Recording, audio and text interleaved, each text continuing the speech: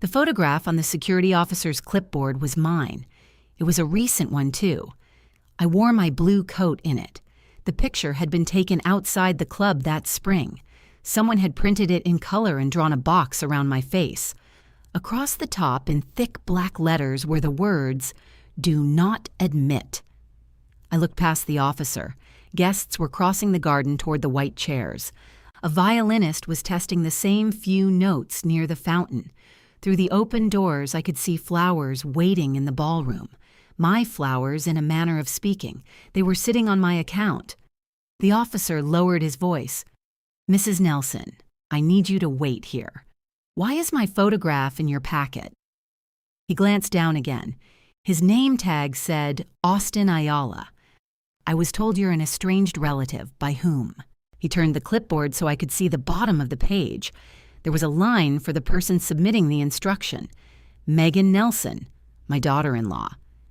For a moment, neither of us spoke. I could hear glasses being arranged inside. One struck another with a small, clean sound. Austin said, "Were you expecting to attend?" I took my membership card from my wallet. I was expecting to be welcomed. That wasn't an answer to his question. I knew it. He knew it too. I had come early because Jonathan asked me to. He said the family photographs would happen before the vows. I had pressed my dress that morning. I had even brought Kenneth's silver tie pin in a small velvet box. Jonathan had said he wanted to wear it. Now my photograph was clipped beside the catering entrance map. I looked at Megan's name again. Then I looked toward the garden. "Please call my son." Austin hesitated. "I can contact the event coordinator. Call Jonathan first." He reached for his radio. That was where all the noise started.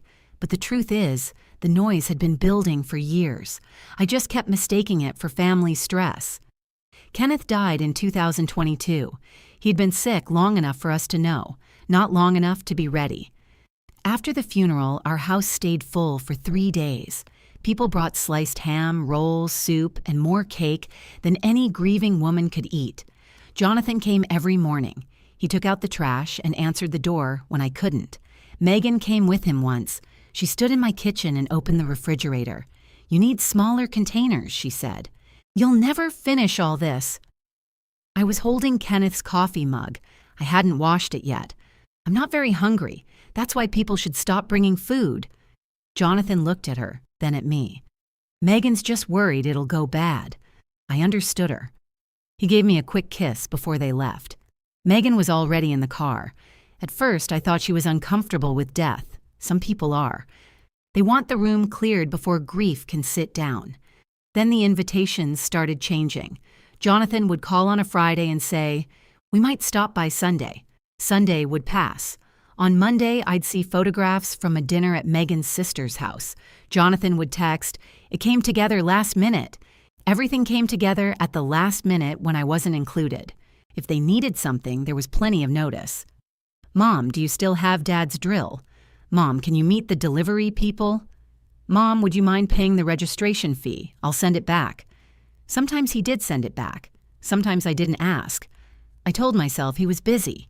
I told myself marriage required compromise, though they weren't married yet. Mostly, I told myself not to become the mother who made every missed supper into a trial. Kenneth had always been better with Jonathan. He could ask one plain question and wait through the silence. I filled silence. I offered excuses. I made tea. By 2025, Megan had started answering Jonathan's phone. "Hi, Francis," she would say. He's driving, or showering, or working, or resting. One evening, I asked, "Can he call me back? What is it regarding?" "My son." She laughed as if I had made a joke. "I mean, is it urgent?" "No, then I'll tell him." He didn't call. A week later, Jonathan came to my house alone. He stood inside the front door, holding a paper bag from the bakery on East Center Street. I brought lemon cookies. You don't like lemon cookies. Megan does. I hung his coat on the peg Kenneth had installed crooked. We had meant to fix it for 20 years. Jonathan followed me into the kitchen. "I have news." I put the kettle on. He rubbed his wedding finger with his thumb. That was how I noticed the ring. I turned off the burner before the water warmed. "When?" Last Thursday. I sat down. He remained standing. You got married last Thursday? At the courthouse. Who was there? Megan's sister and her husband. I looked at the paper bag between us. You didn't tell me. We wanted it simple. That isn't what I said. He pulled out the chair opposite mine. Mom, please don't make this into something. I touched the edge of his ring. It was brushed silver. Kenneth would have liked it.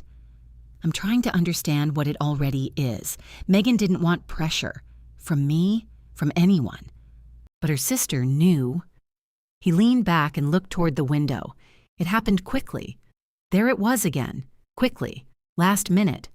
We didn't want a fuss. Different words for the same closed door. I asked whether he was happy. He said yes. So I stood, warmed the kettle, and made tea. We ate Megan's lemon cookies at my table. I congratulated him because he was my son. Both things were true. I was hurt, and I wanted his marriage to be good. Before he left, he said, "We're planning a real celebration later. A reception. Vows, dinner, music, something beautiful." I folded the top of the bakery bag. Who's paying for something beautiful? He smiled then. Not much, but enough. We were hoping to talk to you about that. The Wasatch Heritage Club sits outside the busiest part of Heber City. It has an old stone entrance, a garden, and a ballroom with tall windows. Kenneth and I joined in 2008. We used the dining room for anniversaries. He played cards there twice a month. After he died, I kept the membership. People asked why. I liked going somewhere the staff still said, "Good afternoon, Mrs. Nelson," without lowering their voices. I liked sitting by the window with soup and a newspaper. I liked that my life could contain a place Kenneth had loved without turning it into a shrine. Jonathan knew the club well. When he was younger, he came to holiday dinners with us. He learned to dance in that ballroom, though he never became good at it. 2 weeks after showing me his ring, he brought Megan to my house. She carried a cream folder. "We have an idea," she said. I set out coffee. Jonathan opened the folder. Inside were photographs of the club garden and ballroom. They had printed sample menus, flower colors, and a picture of a 3-tier cake. I looked at him. "You already visited." "Just to ask questions," he said. Megan slid a page toward me. "The club is perfect. It feels private without feeling stuffy. It can feel stuffy." She smiled. "Not with the right decor." I read the proposed guest count. There were more than 100 names. "You wanted the courthouse because you didn't want pressure." Jonathan shifted in his chair. "This is different." Megan rested her hand over his. "The legal part was for us.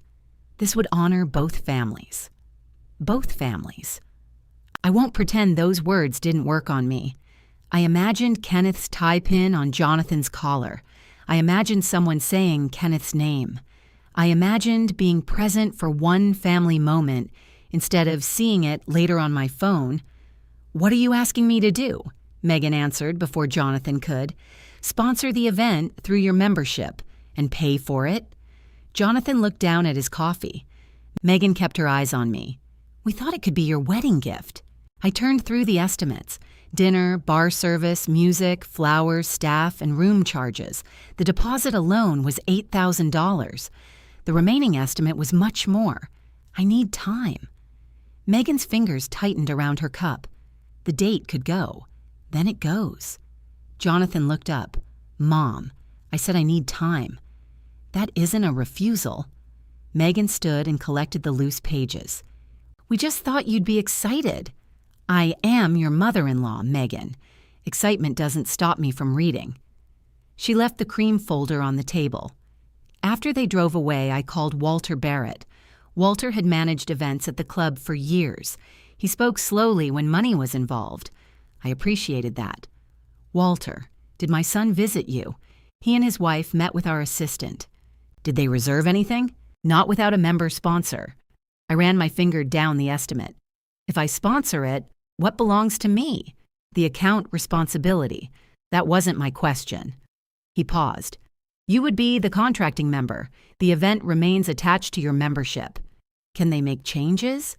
"Only under the permissions you select. And if the final bill grows, It goes to the member account. I looked at the handwritten note beside the bar package. Megan had circled the most expensive option. What if they transfer sponsorship later? They're not members. Megan thinks I can transfer it to her. She can manage planning details. She cannot assume member sponsorship. So my name stays on the risk. Yes. I thanked him and ended the call.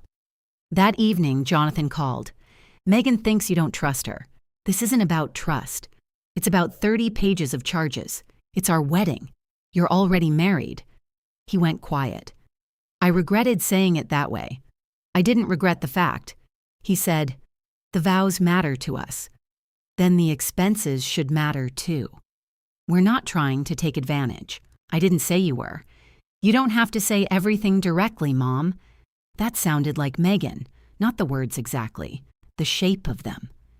I asked, "Will Kenneth be acknowledged?" "Of course." "How?" "We'll put something in the program." I looked at his father's mug in the drying rack. I had finally started using it myself. "Let me see a budget." "We gave you one. You gave me pictures and estimates. I want a limit." He exhaled into the phone. "Fine. And I want to attend the planning meetings." Another pause. Megan likes to keep things streamlined. I'm not a stream. I'm the sponsor. Please don't say it like that. Like what? Like you own the day. I put down my pen. I don't own the day. I would own the bill. He apologized then. Quickly. He said everyone was tense. He said Megan had dreamed about the ceremony for months. I almost told him I had dreamed about his wedding since he was small. I didn't. That would have turned love into a contest, and I was tired already. 3 days later, they brought me a budget.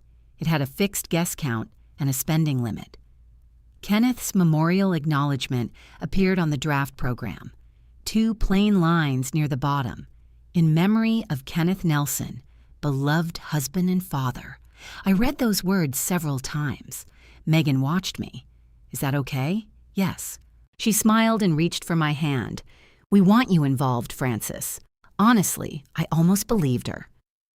We met Walter at the club the following Tuesday. Rain ran down the tall office window.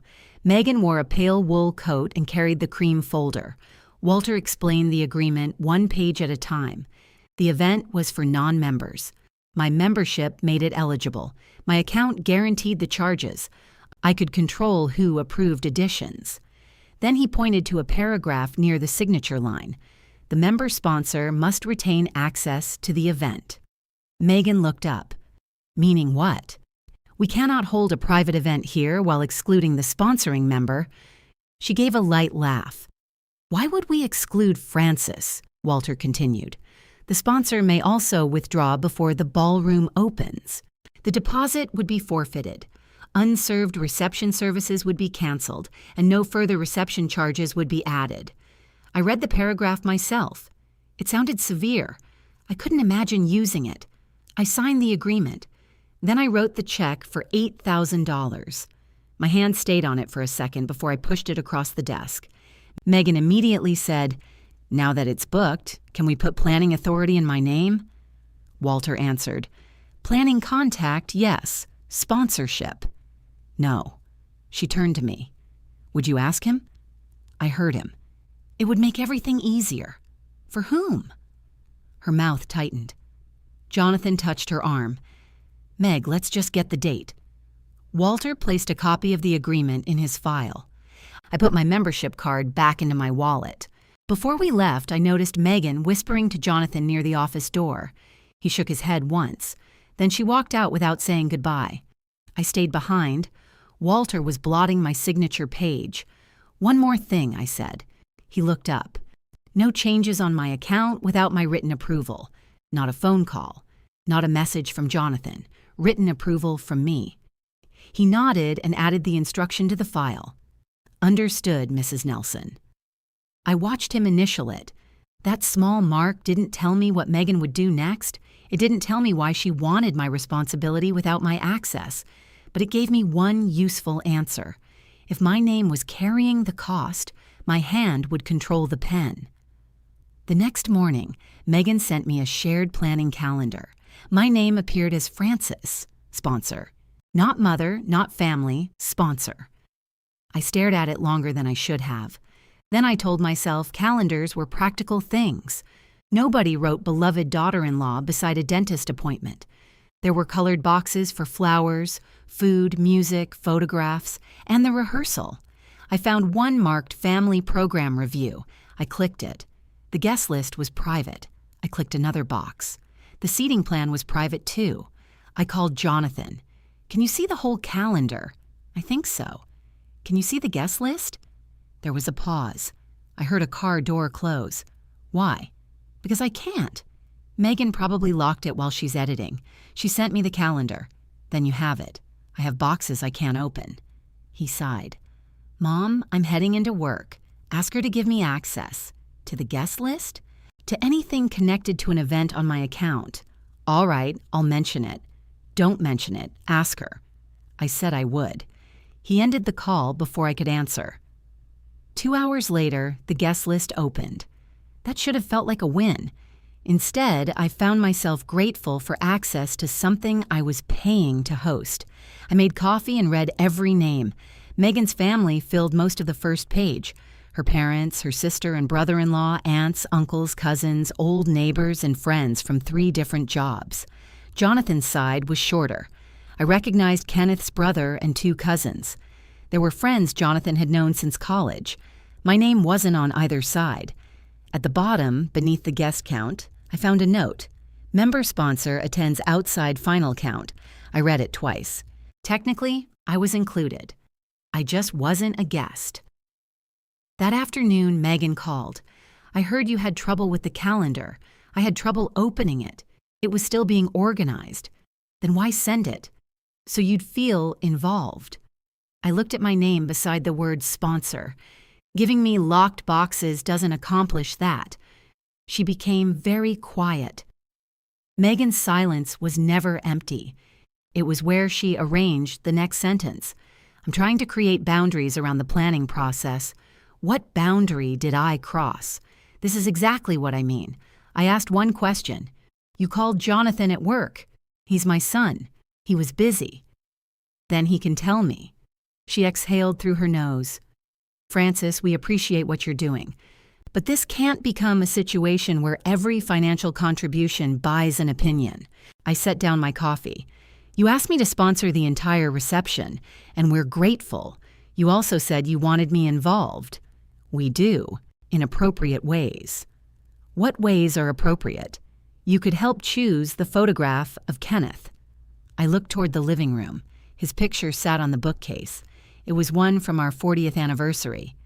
He was laughing because the person taking it had nearly dropped the camera. I thought Jonathan would choose that with me. I can send you the program dimensions. That wasn't my question. Another silence. Then Megan said, I need to go. She sent the dimensions 4 minutes later. I printed 3 photographs of Kenneth. I placed them on the kitchen table and moved them around as if one might answer me. In one, he wore a dark suit at Jonathan's college graduation. In another, he stood beside the club fountain with his hands in his pockets. The third was the anniversary picture. I chose the one where he was laughing. Then I changed my mind. The program was supposed to be formal. Megan cared about matching colors. Maybe the graduation photograph would look better. I heard Kenneth's voice then. Not anything mysterious. Just a memory. He used to say, pick the one you like, Fran. They already asked you. So I chose the laughing picture. I placed it in an envelope before I could reconsider. The following Sunday, Jonathan and Megan came for dinner. I made pot roast, potatoes, and green beans. Jonathan had loved that meal since he was young. I set the table with the everyday dishes, then replaced them with the blue ones Kenneth and I had used for company. I wanted the evening to feel important. That was my first mistake. My second was pretending I hadn't made the first. They arrived 40 minutes late. Jonathan carried wine. Megan had her cream folder. I hope dinner's okay, I said.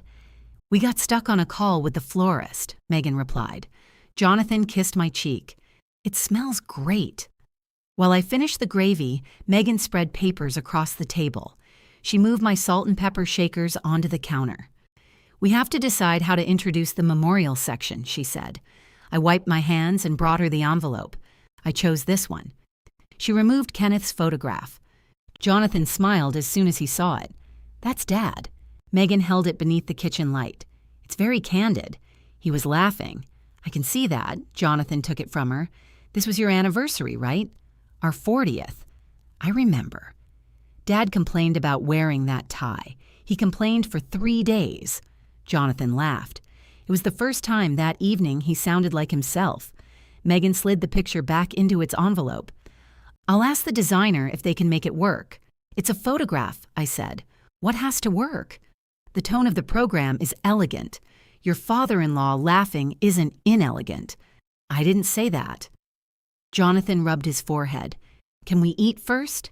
So we ate. Megan took 2 bites of the roast. She said she had been avoiding heavy food. Jonathan ate quickly, as if finishing could prevent a disagreement. I asked about the vows. "We're writing our own," he said.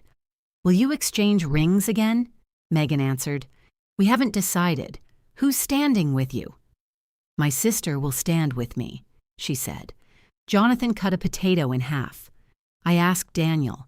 Daniel was an old friend from college. That sounds nice. I waited. Neither of them asked whether I wanted any roll. I poured more water into my glass. Megan opened the folder again before dessert. "We need a family arrival plan." "What does that mean?" "People can't all come through the entrance at once. My parents will arrive early for photographs. My sister and Daniel will already be dressed." Jonathan looked at me. "Mom, you should come early too." Megan's eyes shifted toward him. "How early?" He noticed. "For pictures." "We haven't finalized the photography list," she said. "I'm his mother." She smiled at me. It was a careful smile. "Of course. We'll find a good time." Jonathan folded his napkin. "Put Mom with the immediate family." I said, "We'll work it out." "No, put her on the list." The room went still. It wasn't a grand defense. His voice wasn't even firm, but he had said it without looking at Megan first. I watched her write something on the page. "Fine." That one word warmed me more than it should have. I brought out apple pie. Megan said she didn't want any. Then she took 3 bites from Jonathan's plate. After dinner, he helped me carry dishes to the kitchen. Megan stayed at the table, answering messages. I ran water into the sink. "Thank you for saying something." "About the pictures?" "Yes." He handed me a plate. "You were always going to be in them. That wasn't clear. Megan has a lot on her mind. I'm aware." He lowered his voice. "Could you try not to challenge every little thing?" I turned off the water. Was including me a little thing? "No, that's not what I meant." "What did you mean?" He glanced toward the dining room. "I mean, when you push, she feels judged. Then I hear about it all night." I waited. He picked up the dish towel and began drying a plate that was already dry. "So you'd rather I stay quiet?" "I'd rather everyone get along." "Those aren't the same thing. Why does every conversation have to become this serious? Because you only come without her when you need something." He stopped drying. "That's not fair.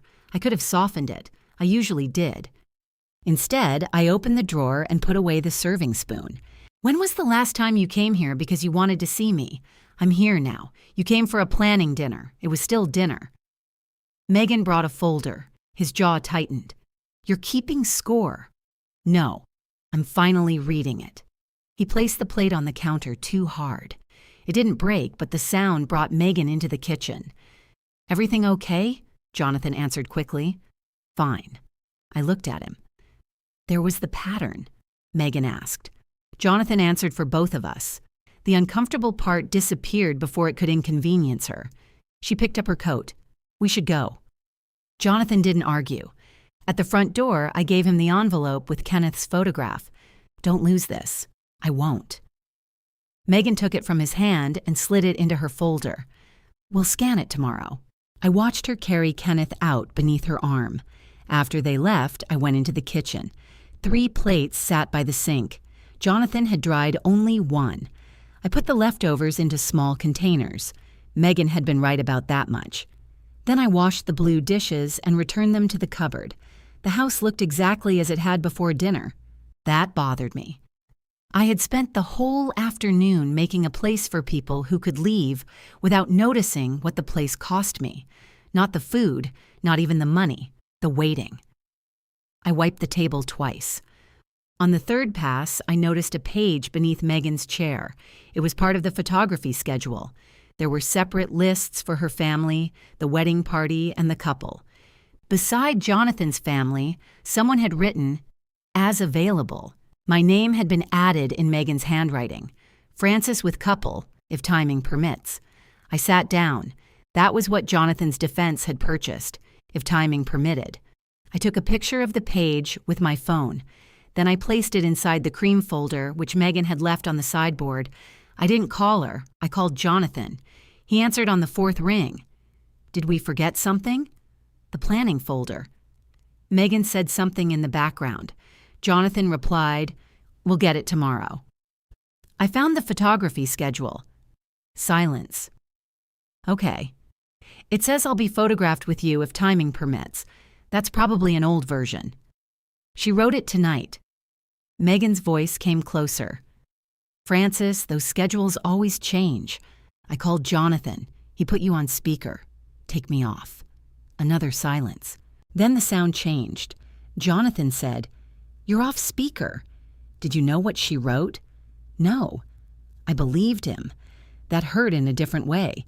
He hadn't agreed to place me last. He simply hadn't checked where I was placed at all. Do you want me in those photographs? Of course I do. Then tell her that. Mom, don't ask me to accept your answer privately while she writes something else publicly. He breathed out. I'll fix it. Tonight? Yes. And send me the corrected page. Megan said something I couldn't hear. Jonathan's voice became strained. I said, I'll handle it. All right. I ended the call. For the next hour, I kept looking at my phone. At 9:10, Jonathan sent a photograph of the revised schedule. My name appeared with the immediate family. There was a specific time beside it. I saved the image. Then I opened my desk drawer and took out a small notebook. Kenneth had used it for household expenses. Only a few pages were filled. I wrote down the date. Asked to be placed on family photograph schedule. Jonathan corrected it after being confronted. I didn't enjoy writing that. It made our relationship look like a business dispute. But the page showed me something my excuses had hidden. Jonathan would act when I made him choose clearly. Until then, he would let Megan decide and call the result peace. The next afternoon, Megan came for the folder. She stood on my porch instead of coming inside. I hope you're satisfied, she said. With what? The photography schedule. I'm satisfied that it's accurate. It was never meant as an insult. Then what did "if timing permits" mean? It meant the photographer has limited time. Your sister has 4 separate photographs listed. She's part of the ceremony. So is Jonathan. Megan held out her hand. I gave her the folder. She checked inside for Kenneth's picture. You photographed a private planning page. Yes. Her eyes lifted. Why? Because it concerned me. That doesn't make it yours. It was left in my house. It had my name on it. She hugged the folder against her coat. This is what I was afraid of. What were you afraid of? That accepting your help would make you feel entitled to manage everything. I kept one hand on the doorknob. I asked to be included in one photograph with my son. And Jonathan changed the whole schedule to calm you down. No. He corrected one line. Her cheeks had gone pink from the cold. You know he can't stand conflict. I know. Then why create it? That question landed because part of me had asked it for years. Why call back? Why point it out? Why make dinner uncomfortable? Why risk the next invitation? I looked at the folder in her arms. My check had secured the date. My membership had opened the doors. Kenneth's photograph was tucked between her plans. Still, I was afraid that one direct answer might cost me my place. I didn't create the conflict, I said. I stopped hiding it. She looked past me into the house. We have a menu meeting next week. What day? I'll send the details once the tasting is confirmed. I'm attending. We'll see how many people the club allows. I'm the member sponsor. Her mouth tightened again. "I know what you are, Frances." She walked down the steps. I closed the door and returned to my desk. In the notebook, beneath the line about the photograph schedule, I wrote one more sentence. "Ask Walter for the menu meeting date directly." Walter answered on the second ring. "I was about to call you," he said. "About the menu meeting?" "Yes, Thursday at 11. Megan told me the time wasn't confirmed. It was confirmed yesterday afternoon." I looked at the notebook. "Who is attending?" "You, Jonathan, Megan, and our catering manager." "Did Megan give you my number for the invitation?" There was a slight pause. She said she would coordinate the family. That was a polite answer. "Please send every event notice to me directly." "Of course. And keep Megan as the planning contact." "I'm not removing her." "I understand." I gave him my email address again. Before we hung up, he sent the calendar invitation. It arrived at once. "Thursday at 11, dining room annex." I accepted it. Then I forwarded it to Jonathan with one sentence. "I'll see you both there." He didn't reply until after dinner. "Sounds good." Megan said nothing. On Wednesday evening, she sent a message. "The catering manager needs to reschedule. We'll let you know." I read it while standing in the grocery store. I had a carton of eggs in one hand and my phone in the other. I asked, "What day?" She replied, "Still working on it." I placed the eggs in my cart. Then I opened Walter's invitation. It still said Thursday at 11. I nearly called Megan. Instead, I called the club. A woman at the event desk answered, "Wasatch Heritage Club." "How may I direct your call?" "This is Frances Nelson. I'm checking whether tomorrow's menu meeting was canceled." I heard keys tapping. "No, Mrs. Nelson, it's still scheduled for 11. Has the time changed? Let me check." More tapping. "It was moved to 10:30. Who requested that?" "The planning contact." "And when was I notified?" The woman became careful. "I can't see the individual notices." "Thank you." I ended the call beside the dairy case. People moved around me with carts and shopping lists. A man reached past me for butter. Somewhere near the bakery, a machine beeped. I read Megan's message again. She hadn't canceled the meeting, she had canceled me. I forwarded her message to Walter. "Please confirm whether the meeting is canceled or moved." He called before I reached the checkout. "It was moved to 10:30, he said. "Did Megan tell your office I couldn't attend?" "She said the earlier time worked better for the couple." "That isn't what she told me." Walter stayed quiet. I didn't ask him to interpret it. That wasn't his job. "Keep the meeting at 10:30, I said. "I'll be there." "All right, please don't tell them I called."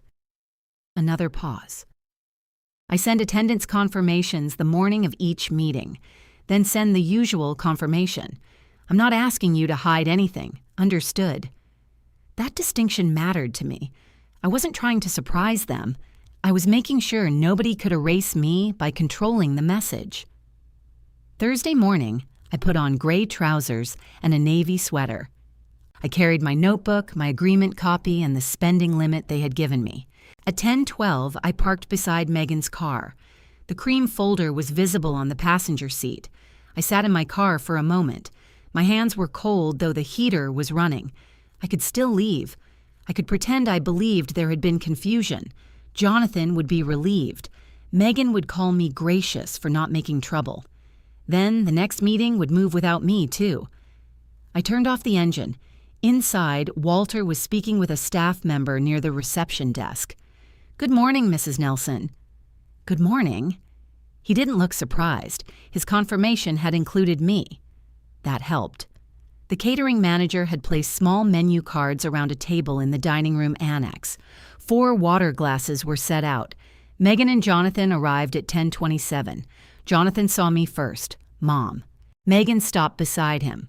"What are you doing here?" "The meeting is at 10:30. I told you it was being rescheduled." "No, you told me the catering manager needed to reschedule." She glanced at Walter. He said, "Mrs. Nelson remains listed on all sponsor communications." Megan removed her coat. "I must have misunderstood the office." I opened my notebook. "That's possible." Jonathan looked from her to me. "Can we just sit down?" We sat. The catering manager introduced herself as Helen. She explained the meal choices and the service schedule. I wrote down what she said. Megan wanted a plated dinner with 3 entree options. Helen shook her head. With your guest count, we recommend 2. What if we pay for additional kitchen staff? We can provide 3 options with an added staffing charge. How much? Helen named the amount. Megan looked at me. I kept writing. She asked, Francis? What? Would that be all right? I want to hear the full estimate first. It's just 1 staffing fee. It's 1 fee so far. Jonathan leaned toward me. 3 choices would be nice. 2 choices are also nice. Megan looked at Helen. Put it on the working proposal. Helen made a note. I said, a proposal is fine. It isn't approved. Megan's pen stopped. We know. Helen continued with salads, sides, and dessert. The original estimate included cake service and coffee. Megan now wanted individual desserts brought out after the cake. Miniature fruit tarts and chocolate cups, she said. Something guests can take back to their tables. Helen explained the cost per person. I multiplied it by the guest count. The number wasn't small. Jonathan whispered something to Megan. She replied, It's part of the presentation. I asked, Was this in the budget you gave me? No, she said. That's why we're discussing it. Who would pay for it? She gave me a level look. It would go on the event account. My account. The event account. Helen lowered her eyes to her papers. Walter was standing near the door. He didn't interfere. I asked to see the working total. Helen turned the estimate toward me. The additions already listed included the 3rd entree, extra staff, individual desserts, upgraded chair covers, and a late-night food station. I pointed at the last item. What is that? Megan answered. Food after dancing. Dinner is at 6. People will be there late. How late? Midnight. The room rental ended at 11. I checked the original budget. Extending the ballroom isn't listed. We were going to discuss that with Walter. Walter stepped forward. An extension would require sponsor approval.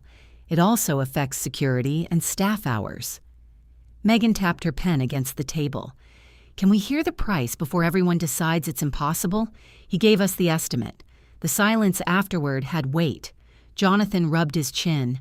That's more than I expected. Megan closed the menu booklet. It's 1 day. I knew what she meant. 1 day was supposed to make any price sound small, but charges didn't become imaginary because they happened before midnight. I asked Helen to mark every addition separately. Megan said, That will make the proposal messy. I want it clear. She turned to Jonathan. He kept looking at the estimate. I had watched that movement for years. She looked at him, and he prepared to translate her wishes into a request I would find harder to refuse. He said, Mom, can we at least keep the options open? Until when? Walter answered. Final menu approvals are due 3 weeks before the event. I wrote down the date. And after that? Some changes can still be made, but charges may apply. Who can approve them? The member sponsor, under your instruction. Megan sat back. We understand. I looked at her. Then there's no problem. Helen brought out tasting plates. The food was good. That almost made the meeting feel normal. We tried chicken with herbs, beef with mushrooms, roasted vegetables, potatoes, and 2 salads. Jonathan liked the beef. Megan liked the chicken but wanted a different sauce. I tasted everything and wrote simple notes. At one point, Jonathan smiled at me. You and Dad used to order this beef. He ordered it. I ate half his potatoes. He always said they gave you too many. He wanted mine. Jonathan laughed. Megan took a drink of water. We should stay focused. His smile disappeared. I looked down at my plate. There it was again. One small shared memory, closed as soon as it took up space. Helen asked about the program schedule. Megan said the garden vows would begin at 4. Drinks would follow. The ballroom would open at 5:30. I underlined that time. Walter had explained the withdrawal clause during signing. Before the ballroom opened, the sponsors still had a choice. After it opened, the reception services began moving against the account. I wasn't planning to withdraw. I just preferred knowing when responsibility became action. While Helen collected the tasting plates, Megan stepped into the hallway to take a call. Jonathan stayed at the table. I asked quietly, "Did you know she told me this meeting was canceled?" He looked toward the door. "She said you might not be able to make the new time. She never asked me." "I thought she did. You keep thinking she speaks to me." He folded his hands. "She handles the schedule. That isn't what I asked." He lowered his voice. "I didn't know what message she sent. Will you look at it?" He hesitated. I placed my phone beside him. He read Megan's message. His face changed slightly. Not shock. More like discomfort arriving exactly where he had hoped confusion would remain. She should have said it moved. "Yes, I'll talk to her." "What will you ask?" "Why are you doing this?" "Doing what?" "Making me repeat everything. Because I'll talk to her can mean anything." He pushed my phone back. "I'll ask why she told you it was being rescheduled when she had already moved it. Thank you." Megan returned. "Everything okay?" Jonathan looked at her. "Why did you tell Mom the meeting was being rescheduled?" She didn't sit. "Because it was. You moved it half an hour. The original time didn't work. You told her the catering manager needed to change it." Megan glanced at me. I was trying to simplify things. "For whom?" I asked. She turned back to Jonathan. "I didn't want a whole discussion over 30 minutes. You created one," he said. She stared at him. Again, it wasn't a grand defense, but it was direct. Helen came back carrying revised pages. The conversation ended because everyone let it. Before we left, I signed nothing.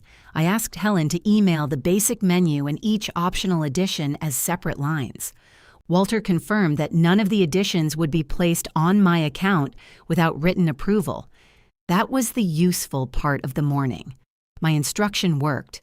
The less useful part waited in the parking lot. Jonathan followed Megan to her car. Their voices stayed low. She pointed toward my vehicle once. I didn't try to hear. I sat behind the wheel and opened my notebook.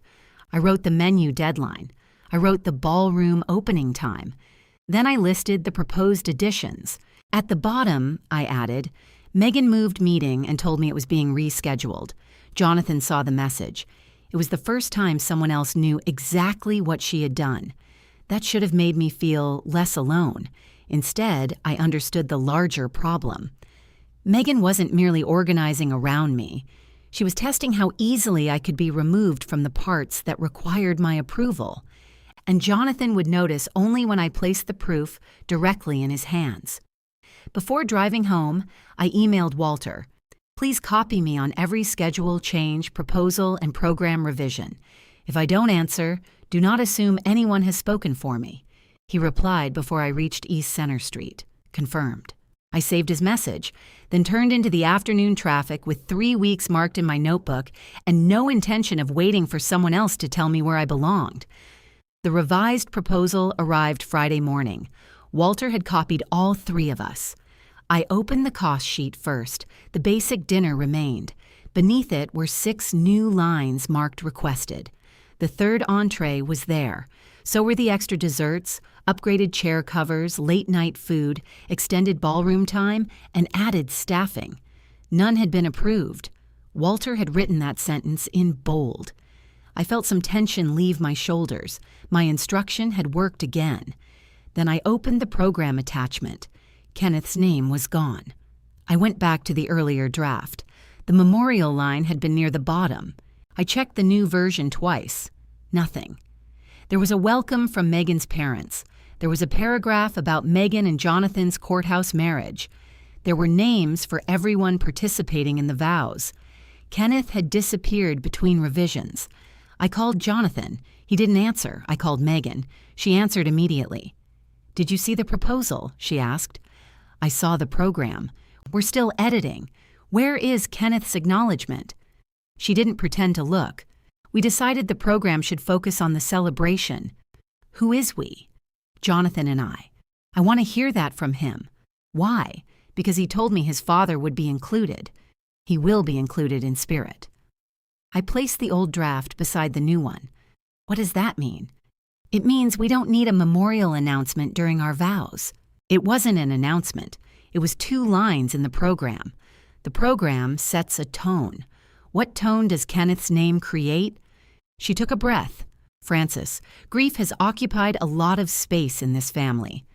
I gripped the edge of the desk. Kenneth had been gone for 4 years. His shoes weren't by the door. His coat wasn't in the closet. I didn't set a place for him at dinner. His name took up 2 lines. That sentence was beneath a photograph, I said. The photograph is also under review. What review? It may not fit the layout. You asked me to choose it, and you did. Then you removed it. I said it may not fit. I stood and walked into the kitchen. Sitting still had become difficult. Did Jonathan agree?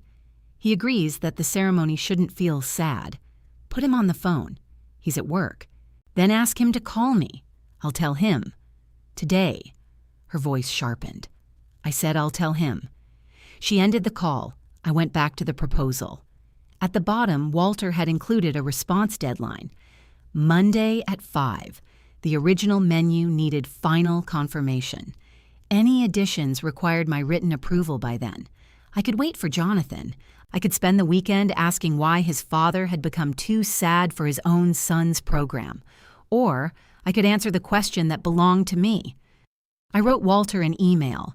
I approve the original 2-entree menu, standard staffing, cake service, coffee, original chair covers, and the contracted ballroom hours. I do not approve the 6 requested additions. Please do not add them to my account. I read it once. Then I sent it. Walter replied 20 minutes later. Confirmed.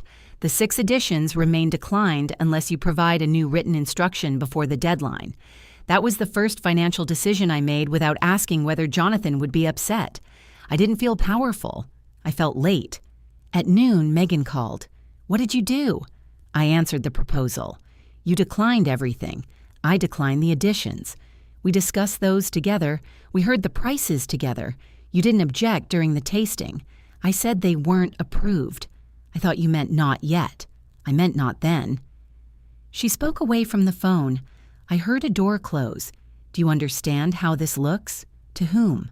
To the club, to the vendors, to everyone involved. It looks like the sponsor answered a cost proposal. It looks like you invited yourself into the planning and then punished us for not doing what you wanted. The costs have nothing to do with Kenneth. Of course they do. No, they were outside the agreed budget before I saw the program. You sent the refusal 10 minutes after calling me. Because the deadline was in the email, the deadline is Monday, and my answer is still no. She became quiet. Then her voice changed. It softened and shook around the edges. I don't know how I'm supposed to plan anything like this. You have a full dinner, a ballroom, music, flowers, and more than 100 guests. It won't be what we planned. It will be what you budgeted. That budget was preliminary. It was the one you brought me. She began crying. Not loudly. I could hear her breathing change. I waited. She said, every time I try to make this day feel special, you remind me that it isn't really ours. I haven't chosen the flowers. I haven't chosen the music. I haven't chosen the vows. You control the money. I control my money. That's the same thing here. There it was. Not gratitude, not family, not even a wedding gift. Access. If she could separate my approval from my involvement, she could use one without tolerating the other. I asked, did you tell the club those additions were already accepted? No. Did you tell them I would approve them? I said we were discussing them. That wasn't my question. She sniffed. I may have said you were flexible. I'm not flexible about charges I haven't approved. You're enjoying saying no. I looked through the kitchen window. A delivery truck was backing into the driveway across the street. Its warning signal sounded between her breaths. No, I'm practicing it. She hung up. Jonathan came to my house after 6. He didn't bring Megan. He didn't bring cookies or wine. He walked in carrying his phone and a look I knew from his younger years. Someone had sent him to solve a problem. I stepped aside. There's soup. I'm not hungry. That usually means you are. He followed me into the kitchen. I ladled vegetable soup into 2 bowls. He sat at the table but didn't remove his coat. Megan's been crying all afternoon. I know. You know. She cried on the phone. He rubbed both hands over his face. Why did you decline the additions without talking to us? We talked at the meeting. We were still considering things. I considered them. All of them. Yes. What if we pay part? Which part? He looked down. We'd have to work that out. The answer is no until you do. His eyes lifted. So it isn't completely no. It is completely no from my account. He pushed the bowl away before tasting it. This is becoming impossible. What is? Trying to keep everyone happy. I didn't ask you to keep me happy. You're upset about Dad. I'm asking whether you removed him from the program. He stared at the table. That answered me before he spoke. Megan thought it was too somber. What did you think? I understood her point. What did you think? He leaned back. I thought maybe we could mention him another way. How? During photographs. Or privately. His photograph may be removed too. He frowned. She didn't tell me that. I chose it because both of you asked. I know. Did you agree to remove the 2 lines? He took a long breath. I said I wasn't going to fight about a program. I folded my napkin. That means yes. No, it means I didn't want another argument. The result is the same. Why does Dad need to be in it? He asked that quietly. I looked at my son across the table. His coat was still buttoned. His soup sat untouched. He doesn't need anything, I said. He's dead. Jonathan flinched. You know what I mean. Yes. You're asking why I need his name there. He looked away. I continued. Because you told me this celebration would honor both families. Because he was your father. Because you used that promise when you asked for my help. I wasn't using Dad. Then don't erase him because Megan finds grief inconvenient. That's unfair. Is it inaccurate? He stood and paced to the sink. This is her ceremony too. I know. She should be allowed to feel comfortable. So should I. You're not the bride. No, I'm only the member who signed. He turned around. That. Right there. You keep saying that. Because you keep asking me to forget it. We're not asking you to forget. You moved a meeting and told me it was canceled. You changed the program without telling me. You asked for new charges before I saw the change. Megan moved the meeting. You were included. He had no answer. I opened my notebook and turned it toward him. The dates were plain. The calendar access. The photograph schedule, the changed meeting, the additions, the program.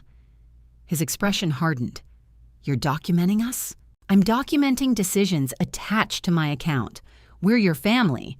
Then why does accuracy frighten you? He sat again, but he didn't touch the soup. I came here to ask if you'd reconsider the additions. No? Any of them? No. Even the extra dessert? There is already cake. He almost smiled. Then he stopped himself. Megan promised people there would be food after dancing. Before she had approval? She assumed. That was her mistake. You're going to embarrass her. She can tell people the menu changed. She'll know you caused it. No. She'll know I didn't fund it. He looked at the notebook again. What do you want? I want you to speak to me directly. I'm here. Because Megan is crying. That doesn't mean I don't want to see you, then come when nobody sends you. He lowered his eyes. The kitchen clock clicked behind him. I wanted him to say he would.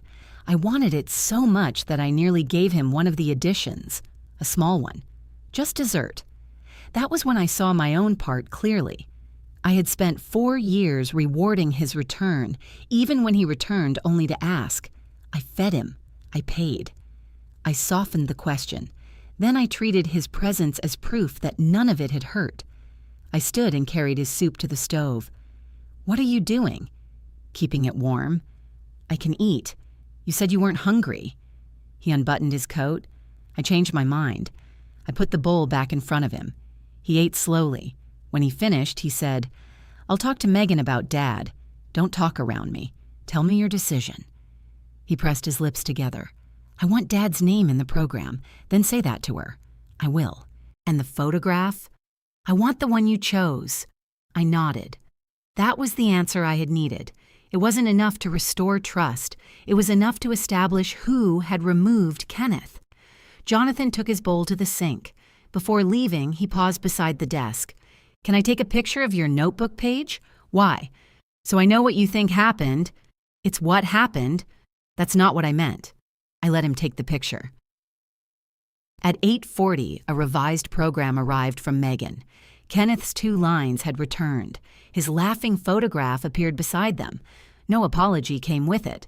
Walter sent a separate confirmation that the original reception package was now locked. The additions would not be placed on my account after Monday without a new written authorization. The practical question was settled. My name could still stop a charge. Then my phone began lighting up. First came a message from Megan's mother. "I'm sorry wedding planning has become so painful for everyone." A minute later, Kenneth's brother wrote, "Jonathan says there's trouble over the reception. Are you all right?" Then Jonathan called. "Megan told her family you're using the money to control the ceremony." I looked at the corrected program on my screen. "What did you tell them?" "That it's complicated." "No, Jonathan. It's becoming simple." Outside, a car slowed near my house, then continued down the street. He said, "People are starting to ask questions." I closed the proposal and opened my notebook. "Then we'd better be careful who answers them." He didn't like that. "Please don't start calling people." "I haven't called anyone." "Uncle Peter contacted you." "He contacted me." "Megan's mom did too." "Yes." "What did you tell them?" "Nothing yet." "Good. Let me handle it. You had 4 years to learn how." He went silent. I regretted the sharpness, but I didn't take it back. "Jonathan, if someone asks me a direct question, I won't lie. Nobody's asking you to lie." "What should I say about the additions?" "Say we're working through the budget." "We worked through it. What about the program? That has been corrected." He lowered his voice. "You know what I mean. I do. You want me to make Megan's version comfortable. I want this ceremony to happen. So do I. Then help me calm things down." "I'll be calm. I won't be inaccurate." He ended the call with a tired goodbye. Saturday morning, he asked whether they could come over. Megan arrived carrying the cream folder. Jonathan carried a cardboard tray with 3 coffees. They sat at my kitchen table. Nobody removed a lid. Megan opened the folder. We came up with a solution. She placed 1 page in front of me. At the top, it said, "Planning Contact Authorization." Most of it was club language. The highlighted section allowed the planning contact to communicate changes on behalf of the member sponsor. I read it twice. "What changes?" "Small things," she said. "What is small?" "Timing adjustments, service details, final presentation decisions, charges." She looked at Jonathan. He said, "There could be minor charges." "How minor?" "We can set a limit," Megan said. "What limit?" She had one ready. It was large enough to include several of the additions I had declined. I slid the page back. "No." She didn't touch it. "You haven't heard the whole idea. I heard the amount. You wouldn't need to attend every meeting. I don't need relief from attending. It would reduce the tension. For you. For everyone." Jonathan pushed one of the coffees toward me. "Mom, it's still your account. This just lets Megan make ordinary decisions. That sentence contradicts itself." He frowned. "How?" "If it's my account, ordinary decisions belong to me." Megan leaned forward. "You said you didn't want to manage the wedding." "I don't." "Then why insist on approving everything?" "I insist on approving charges. The club needs 1 person who can answer quickly. They have my phone number. You don't always answer quickly." "I answered the last proposal 3 days early." Her mouth tightened. Jonathan picked up his coffee, then put it down again. "What if we remove the spending limit and use it only for scheduling?" "I'll ask Walter what it does." Megan sat back. "It does what it says, then there's no harm in asking. We came here because you keep involving Walter in family disagreements. Walter manages the account. This isn't about the account." I touched the highlighted paragraph. "This page is entirely about the account." She looked at Jonathan again. He rubbed his thumb along the cardboard cup seam. "Maybe Walter can explain it," he said. Megan's head turned. "You told me you understood." "I thought I did.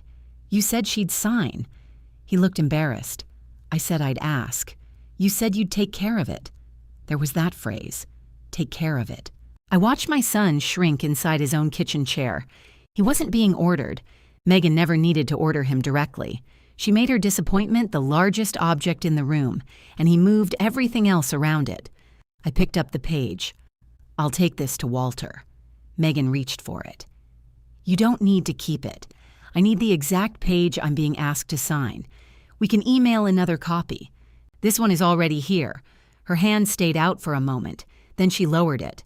Jonathan said, "Can we talk about the late-night food?" "No, just talk. We're talking about authorization. It matters to Megan. So do the other 5 additions. We could pay for the chair covers ourselves, then arrange that directly with Walter." Megan shook her head. "He already said everything has to run through the member account. Then pay me before I approve it." Jonathan looked surprised. "You'd do that?" "For the chair covers, perhaps. After Walter confirms the amount and after the payment clears." Megan's expression changed. I had offered a practical path. She didn't look relieved. "That's humiliating," she said. "What is?" "Having to pay you for pieces of our own reception. You asked to spend my money. We asked for flexibility. I offered a clear option." Jonathan leaned toward her. "We can cover the chair covers." She ignored him. "This is supposed to be a gift. The contracted package is the gift. But you keep reminding us. Because you keep adding to it." She closed the folder. "I can't do this today." She stood.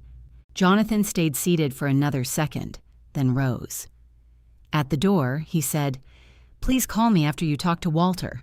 "I will." Megan walked to the car without looking back. The 3 coffees remained on my table. Mine was plain, no sugar. Jonathan still remembered that. I drank it after they left, though it had gone lukewarm. On Monday morning, I drove to the club. Walter met me in his office. The original agreement lay open on his desk. He placed the planning authorization beside it. "Did your office prepare this?" I asked.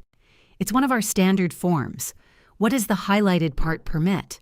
If signed as written, Mrs. Nelson, your planning contact could communicate event changes within the limit entered here. And the charges? They would post to your member account. Would Megan become responsible for them? No. Would she become the sponsor? No. Would my liability change? No. So this transfers control, not responsibility. That is a fair description." I sat back. "Did Megan request this form?" Walter folded his hands. "She asked what authority could be delegated to a planning contact." "When?" "Friday morning." That was before the revised proposal reached me. Before her crying phone call. Before Jonathan came to my kitchen. She had asked for spending authority while Kenneth's name was still missing from the program. I didn't know whether Jonathan knew that. I asked, "Has she submitted any other requests since I declined the additions?" Walter opened a second file on his computer. 2 inquiries, one about extending the ballroom, one about the late-night food station. Were they added? No. What was she told? That written sponsor approval was required. I nodded. The lock had held. That was my useful answer. Megan hadn't simply hoped I would reconsider. She had tried to find another path around my refusal. Walter slid the form toward me. "You are not required to delegate any authority. I won't." I drew a line through the blank signature space and wrote, "Declined." Then I signed beside that word and dated it. "Keep this in the file." "I will." I also want the existing instruction to remain.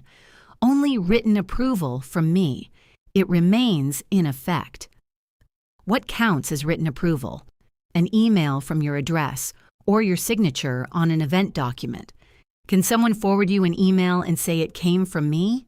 We verify the originating address. Good. He made a note in the account file. I asked him to send me written confirmation. He did while I was still sitting there. Before leaving, I stopped near the ballroom doors. Staff members were setting tables for another event. White cloths fell evenly over the sides. A man rolled glasses into the room on a cart. It looked ordinary. That was important. The room didn't care about Megan's tears or Jonathan's discomfort. It opened for an eligible event. Services were provided. Charges went somewhere. That somewhere was still me. I drove home with the declined authorization in Walter's file and his confirmation in my email. Jonathan called before lunch. Walter contacted Megan. He confirmed the planning authority wasn't added. She's furious. She asked me to sign it. She says you made it look like she was trying to steal from you. I said no such thing. You wrote declined across the form because I declined it. You could have brought it back to us. For what? To discuss. We discussed it at my table. He became quiet. I asked, "Did you know she requested the form Friday morning?" "What?" Before I answered the additions. "No. Ask her." "Why does the timing matter?" "Because she asked the club for authority before she asked me." "That doesn't mean anything. It means she knew what the form did. She was looking for a way to make planning easier. By spending from my account after I said no, she hadn't asked you yet. She'd already changed the program." He exhaled. "Please stop connecting everything. I didn't connect it. It happened in order. You make it sound calculated. I'm telling you the sequence." He said nothing. I let the silence remain. Finally, he asked, "Are you still sponsoring the event?" "Yes." "Are you planning to cancel?" "No." "Then can you tell Megan that?" "I have never threatened to cancel." "She thinks you might." "Why?" "Because you keep talking about the agreement. The agreement is why the event exists." He sounded exhausted. "I have to go. Tell her I'm not approving delegated authority." "She knows. Tell her the original package remains. Tell her I haven't canceled anything." "All right. And ask whether she requested that form before or after removing Kenneth." "Mom." "Ask." He ended the call without agreeing. That afternoon, Kenneth's brother called. Peter was not a man who enjoyed delicate conversations. He usually reached the point by walking straight through it. "Are you taking back the reception?" he asked. "No, that's what people are hearing." "From whom?" "Megan posted something." I closed my eyes. "What did she post?" "I'll send it." A screenshot arrived while we were still on the phone. Megan had posted a photograph of white flowers beside the cream folder. The words beneath it read, "It's painful when a gift becomes a tool for control. We're trying to protect the joy of our day." She hadn't named me. She didn't need to. Several people had responded with hearts. One wrote that boundaries were healthy. Another said nobody should use money to control a married couple. Peter asked, "Is that about you?" "Yes." "Did you threaten to pull the reception?" "No." "What happened?" I looked at my notebook. "She asked for authority to add charges to my account. I refused. That's it?" "She also removed Kenneth from the program. Jonathan had him restored." Peter went quiet. Why would she remove Ken? She said grief had occupied enough space. He breathed into the phone. "I'm going to call Jonathan. Don't fight for me. I'm not fighting. I'm asking my grown nephew a question. Ask him directly. I intend to." After we hung up, I read Megan's post again. I wanted to respond. My fingers even rested on the keyboard. I could post Walter's confirmation.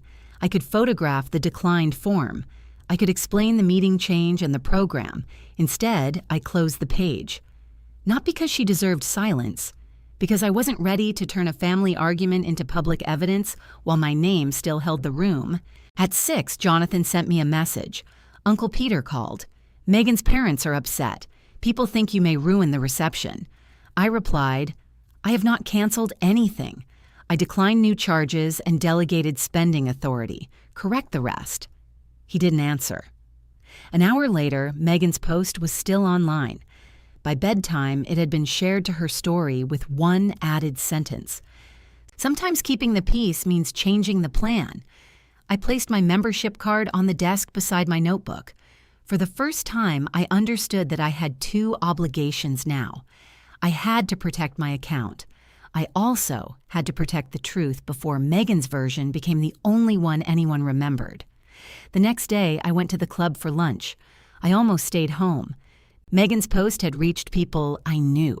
I didn't know which people, and that made every conversation feel suspicious before it began. I chose my usual table by the window. A woman from the card group stopped beside me. We had known each other for years, though never closely. I heard there may be changes to Jonathan's reception, she said. The server was placing soup in front of me. What did you hear? She adjusted the strap of her handbag. Only that family funding became complicated. The contracted reception remains funded. Oh, good. She smiled with relief that didn't belong to her. I told them you wouldn't leave your son without a reception. Who is them? Her smile faded. Just people talking. She touched my shoulder before leaving. I'm sure it will all work out. My soup sat untouched. That table had always been easy for me. Kenneth and I used to sit there after morning appointments. I had returned alone because the staff didn't treat my being alone as a problem to solve. Now even that table had become part of Megan's story. I took 3 spoonfuls and asked for the check. Walter approached before I left. Could I speak with you privately? We went to his office. He closed the door but remained standing. I received 2 calls this morning about the event. From whom? One from Mrs. Nelson's planning contact. You can call her Megan. He nodded. Megan asked whether the reception package could be reduced if sponsorship became uncertain.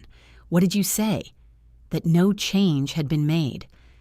What was the other call? A member asked whether the ballroom date might become available. I stared at him. Because of Megan's post?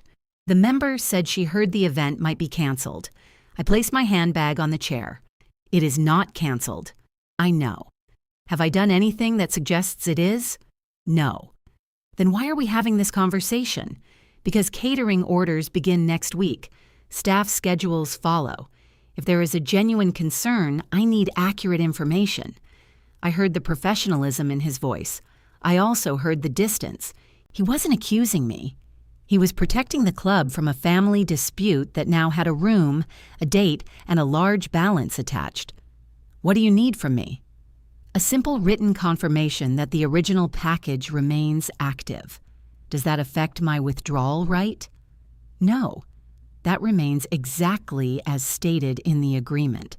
Then prepare the confirmation. He typed while I sat across from him. The wording was plain. I confirmed the original reception package. I confirmed the 6 additions remained declined. Nothing changed my rights under the agreement. I signed it. That signature cost me something. Not more money, not yet. It cost me the ability to pretend this was still a private misunderstanding. I was now reassuring my own club that I wasn't the reckless woman described in a photograph of white flowers. Walter placed the page in the file. I'm sorry this became public. So am I. If anyone from the club asks, staff will say the event remains scheduled. Thank you. I picked up my handbag. At the door, he said, Mrs. Nelson? I turned. You have handled every account question clearly. It was a small kindness. I nodded because speaking would have made it larger than I could manage. When I reached home, a car was parked beside my driveway. Megan's mother was waiting on the porch. She had brought a covered dish. I hope this isn't a bad time, she said. It depends why you came. Her smile weakened.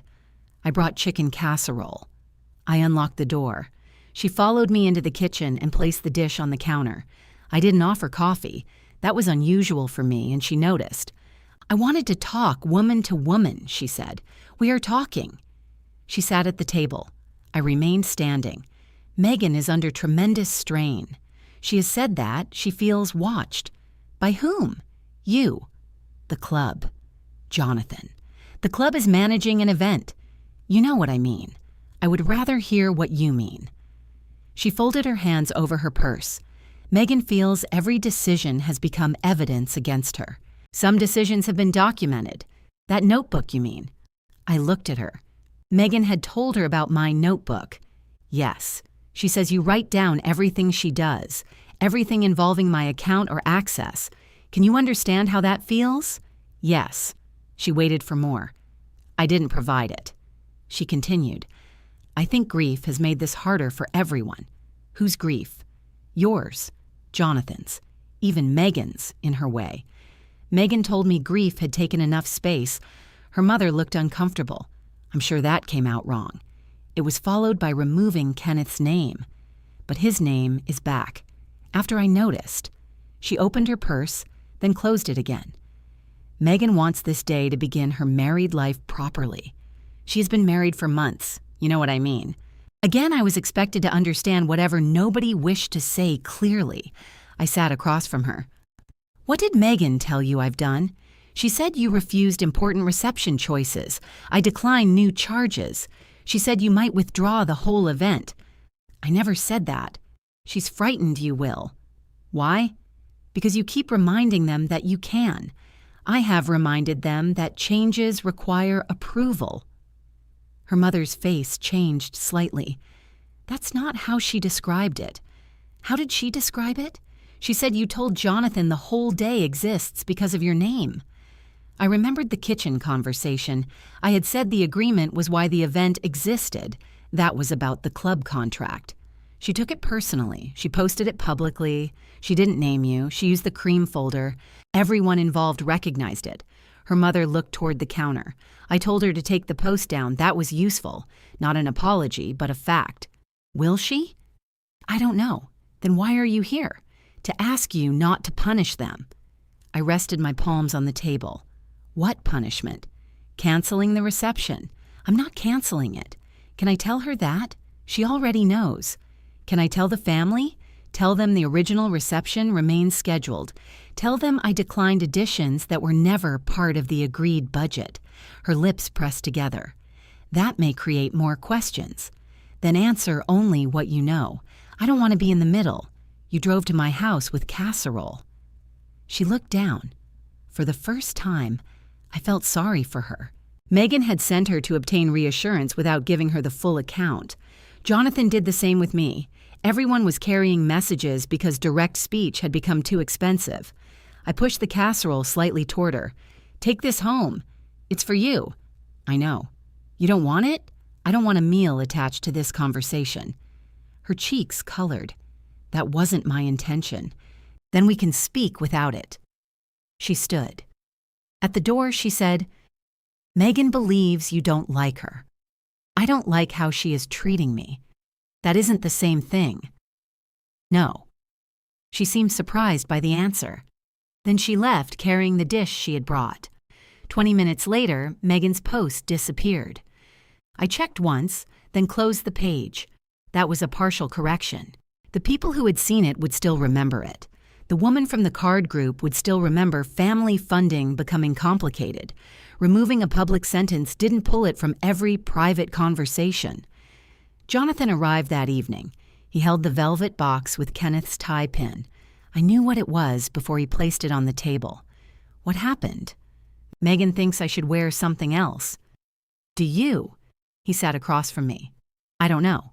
You asked for it. I know. You said you wanted Dad with you. I do. Then why is it here? He rubbed his forehead. Because everything connected to Dad has become a fight. His photograph was restored after a fight. His name was restored after another fight. I opened the velvet box. The pin was silver with a narrow dark stripe. Kenneth wore it at our anniversary dinner. He had worn it to Jonathan's college graduation, too. This object didn't cause those fights. I didn't say it did. You brought it back. Megan says it will feel like I'm taking your side. Your father is not my side. I know that. Do you? His eyes filled, but he blinked and looked toward the window. She thinks you're using Dad to claim part of the ceremony. I closed the box. What do you think? I think I'm tired. That isn't an answer. Why can't it be? Because tired people still make choices. He stood and walked to the counter. He touched the coffee maker, then moved his hand away. I talked to her about the program. I defended you at the menu meeting. I told her to remove the post. You told her? Yes. Her mother told her too. Well, it's gone. That's good. He turned toward me. But nothing is ever enough for you now. I looked at the velvet box. I asked to attend a meeting. I asked to appear in a photograph. I asked you to keep your father's name where you promised it would be, and you declined everything she wanted, everything outside the budget. You documented her. After she changed a meeting and lied about it, You went to Walter with that form because she asked me to sign it. His voice rose. You make every answer sound reasonable when you separate it from the rest. What is the rest? You don't trust her. No. The word settled between us. He stared at me. I hadn't planned to say it that plainly. Once I did, I felt no need to retrieve it. I don't trust Megan with my account, I said. I don't trust her to tell me when plans change. I don't trust her to describe me fairly. She's my wife. Yes. You're asking me to choose. No. I'm telling you what I will control. He picked up his keys. I think we need space. From what? From these conversations. When will the space end? I don't know. Before the ceremony? His face tightened. I said I don't know. He left the tie pin on my table. That was the cost I could hold. Not his absence. Not his anger. The small box he had once asked me to save for his wedding was back in my hands because keeping his wife comfortable mattered more than carrying his father for one afternoon. I didn't call after him. I put the tie pin in my desk drawer, then I took my dress from the closet. It was dark blue, with sleeves to the wrist. I had bought it because Jonathan once said blue suited me. I laid it across the bed. Until then, I had wanted to stand beside my son and be seen as his mother. I had wanted Kenneth's name printed. I had wanted a place in the photographs. Those things still mattered. They were no longer my measure of success. If Jonathan wore the pin, it would not repair his silence. If Megan printed Kenneth's name, it would not make her honest. If I stood in every photograph, I could still be treated like an account with a face. I hung the dress back in the closet. Then I returned to my notebook. I crossed out one sentence I had written weeks earlier. Help give Jonathan a beautiful family celebration. Beneath it, I wrote a new one. Pay only for what I agreed to.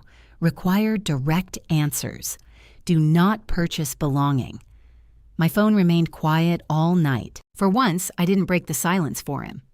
Tuesday afternoon, Walter emailed the final account summary. I printed it and checked each page against my notebook. The original package remained. The additions were listed as declined. The ballroom still closed at 11. The dinner still had 2 entree choices. The balance due after the deposit was $31,000. That amount would not be fully charged until the reception services were provided. At the bottom, Walter had written, "All changes require written approval from Francis Nelson." I signed the summary and returned it. Then I asked for an event day schedule. Walter replied, "The couple usually receives the operational timeline. I'm the person responsible for the reception charges. You're entitled to a copy. Please send it to all 3 of us." I wasn't asking Megan for access anymore. I wasn't asking Jonathan to remember me. I was using the role they had asked me to hold. The timeline arrived that afternoon. The garden opened for family photographs at 3:15. Guests would begin arriving at 3:30. The vows started at 4. Drinks followed in the garden. The ballroom opened at 5:30. My name appeared beside one line. Member sponsor arrival and account confirmation, 3:15. Megan replied to everyone. "Why is an account confirmation happening during family photographs?" Walter answered. "It takes less than 1 minute. Mrs. Nelson will show her membership card and confirm that no day of changes have been authorized." Another message came from Megan. "Can this be completed in advance?" "No. The sponsor's membership status is confirmed on site." Jonathan didn't reply. I placed my membership card in the clear pocket of my wallet. Then I wrote 3:15 beside the event date in my notebook.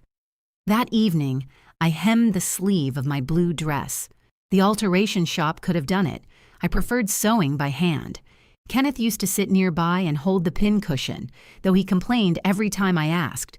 I finished one sleeve and made tea. My phone stayed on the counter. Jonathan had asked for space. I gave him exactly what he requested.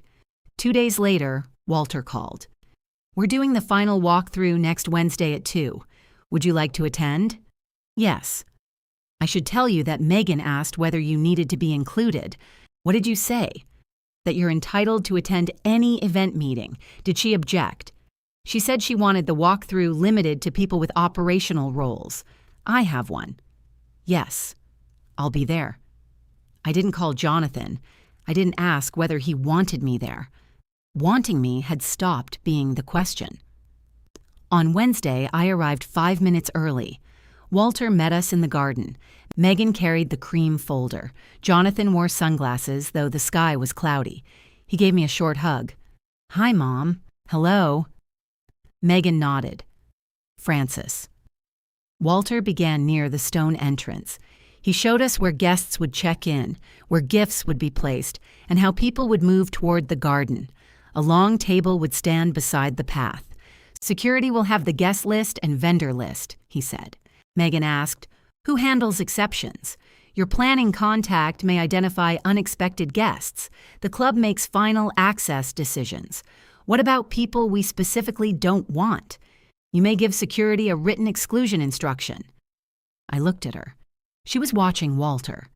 He continued, "If there are personal concerns, those should be submitted before the event. Security doesn't settle family disputes at the entrance." "Of course," she said. I didn't think anything of that exchange beyond the obvious. Large events had guest lists. Some families had difficult relatives. Ours apparently had difficult paperwork. Walter led us into the garden. White chairs would face a small wooden platform. The fountain was behind it.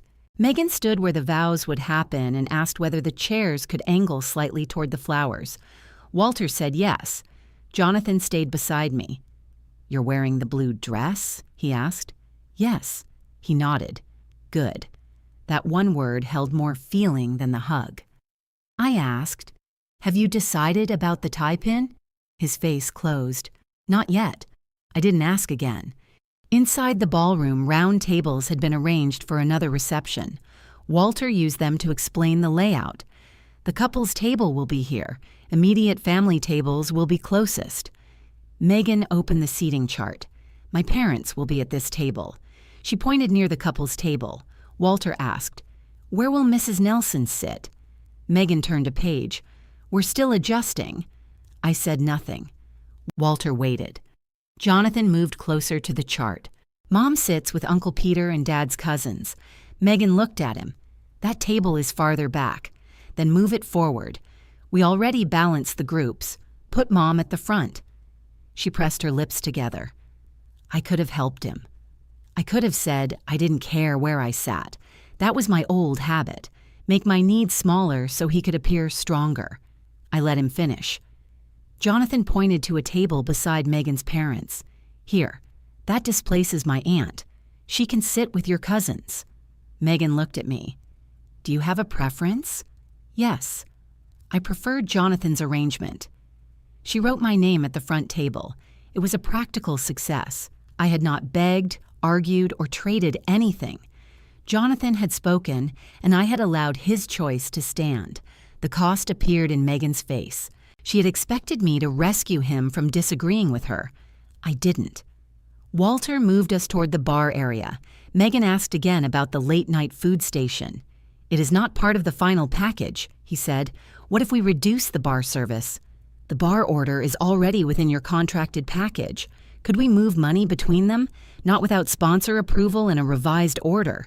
She turned toward me. I shook my head. "I'm not revising the package. You haven't even heard the difference. I have a signed final summary." Jonathan said, "Meg, let it go." Her head turned sharply. "You wanted it too. I wanted a lot of things." "We have dinner." Walter looked down at his clipboard. Megan closed the folder. "Fine." We continued. At the ballroom doors, Walter explained the service sequence. Once these doors open, staff begins seating guests. Dinner service follows. Until that point, the event remains in the garden. I asked, "My sponsor confirmation happens before the vows?" "Yes." "And no charge can be added afterward without my written approval?" "Correct." Megan said, "Why are we discussing this again?" I asked a question about my account. "You've asked it several times, and the answer has remained clear." She laughed once. Very clear. Walter didn't react. We finished near the lobby. He handed each of us a printed timeline. Mine included the sponsor instructions and Walter's direct number. Megan looked at my copy. "Why does Francis have your direct number?" Walter answered before I could. "Because I'm the event director. So do we." "Yes." Her question had nowhere to go. Jonathan folded his timeline and placed it in his jacket. "Are we done?" Walter said. "One final point.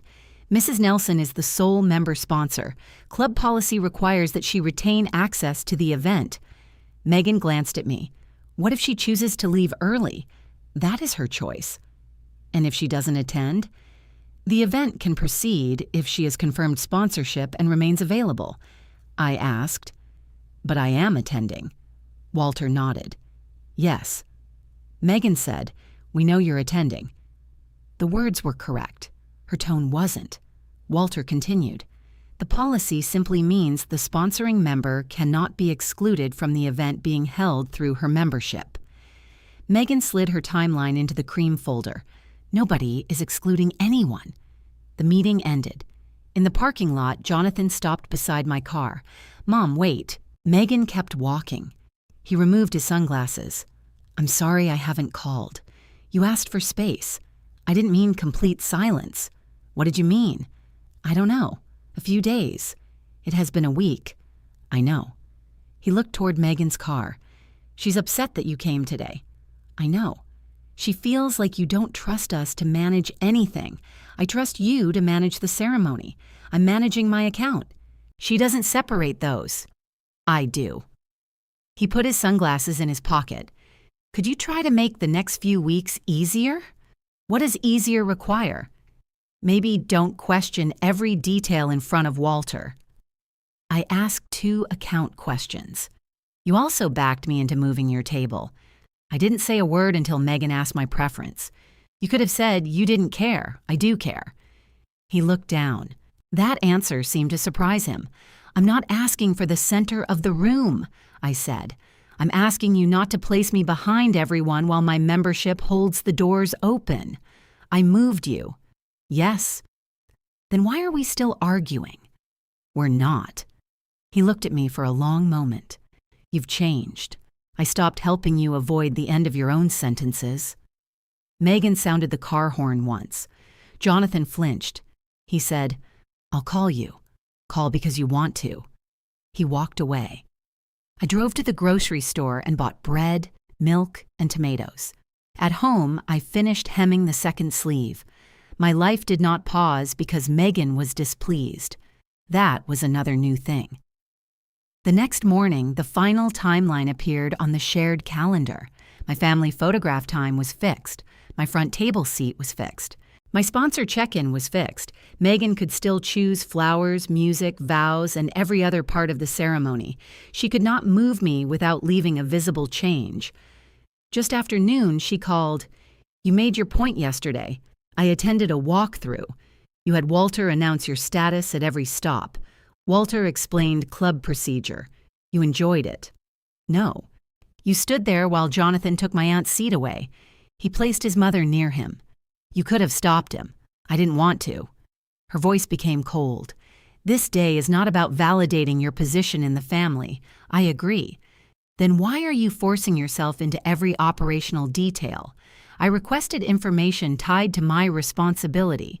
You keep hiding behind that word." "What word?" "Responsibility." I looked at the signed summary on my desk. "It isn't a hiding place. It's $31,000. She went quiet. I had not said the amount to wound her. I said it because she kept turning facts into moods.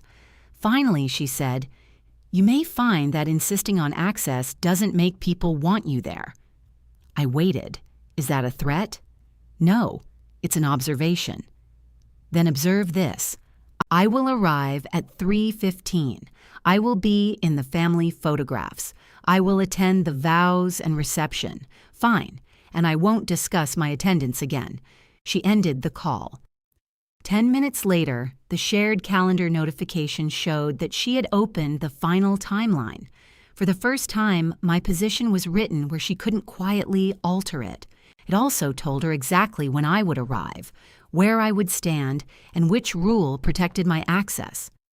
The following afternoon, Jonathan sent me a document. "Please read this before reacting," he wrote. It was 1 page. Megan had typed it herself. The first paragraph confirmed that I would pay the original reception balance. I had already agreed to that. The second paragraph said I would not withdraw sponsorship because of personal disagreements, attendance concerns, seating arrangements, program content, or family conflict. I read that list again. Attendance concerns. I called Jonathan. What attendance concerns? It's general language. General to whom? It's supposed to reassure everyone except me. He sighed. Can we meet tonight? Are you bringing Megan? Yes. Then come at 7. They arrived exactly on time. Megan carried the cream folder.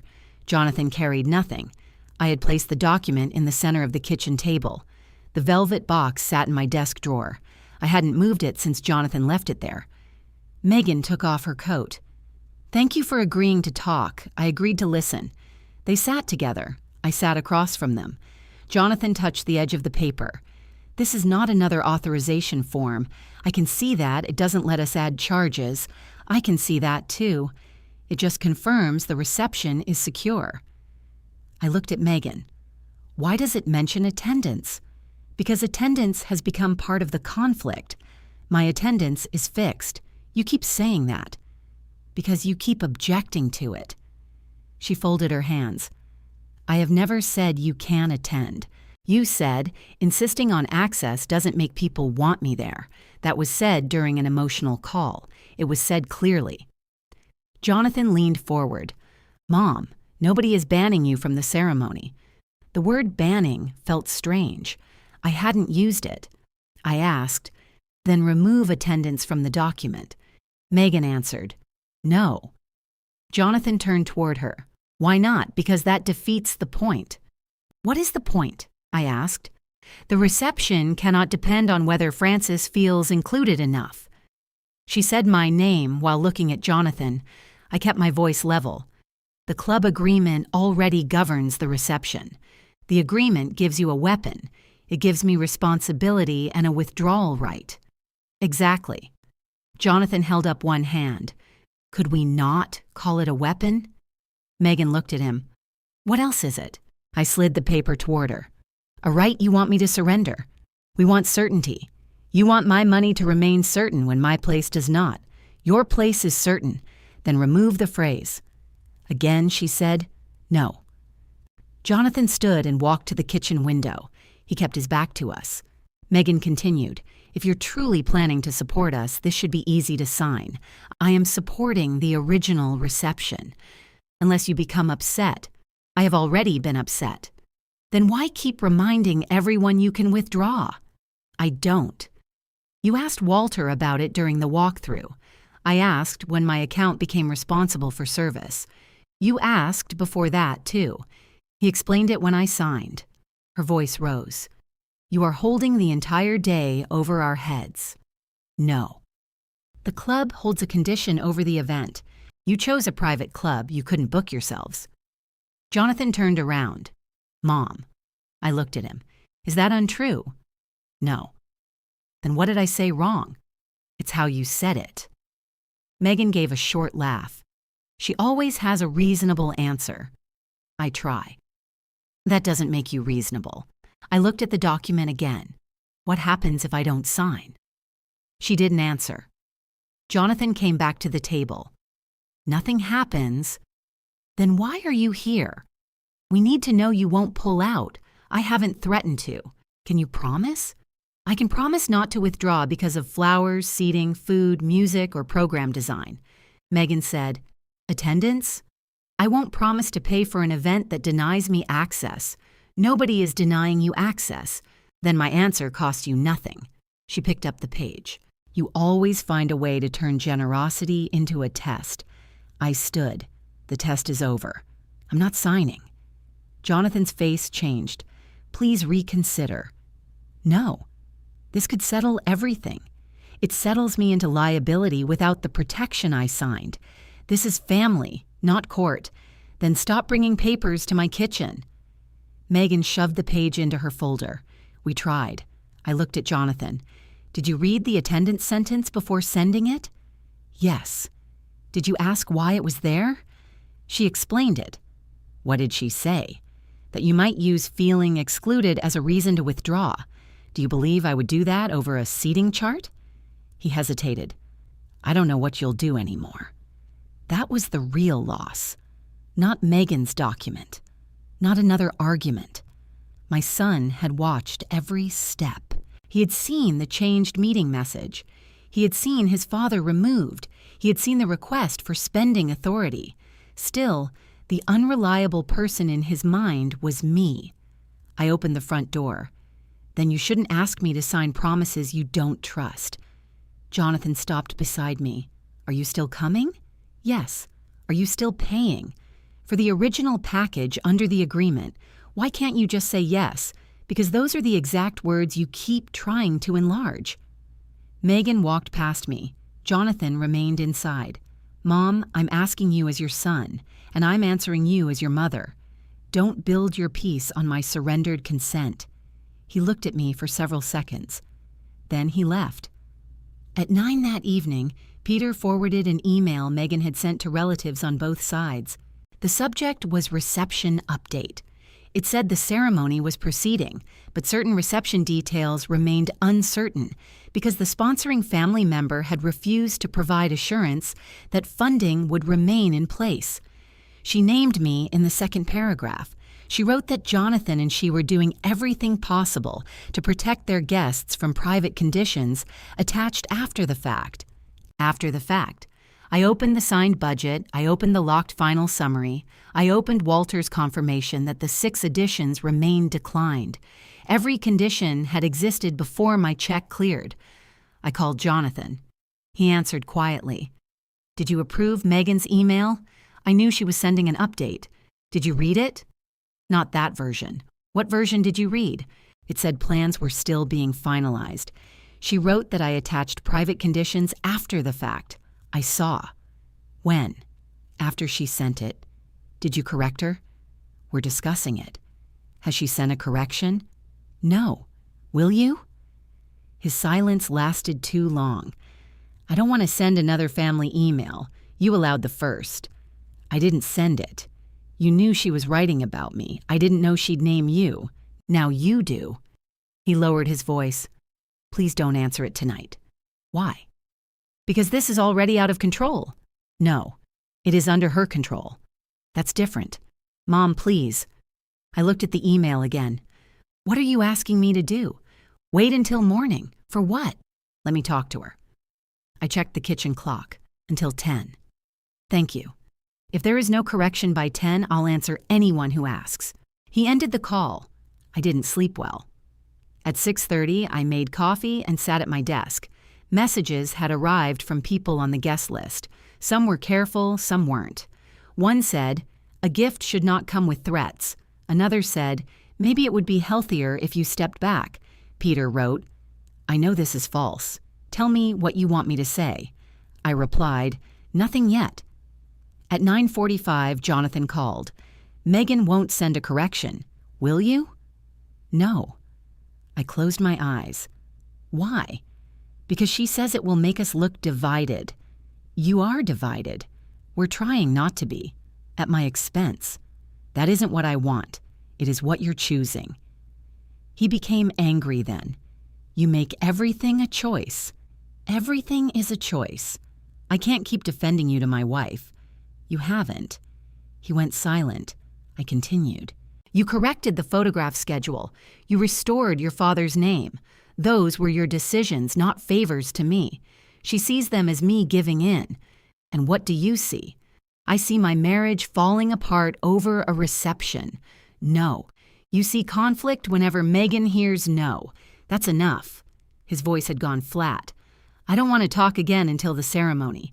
You asked for space once already. I mean it this time." "All right. You're not going to argue?" "No." That seemed to make him angrier. He ended the call. At 10, I replied to Megan's family email. I kept it short.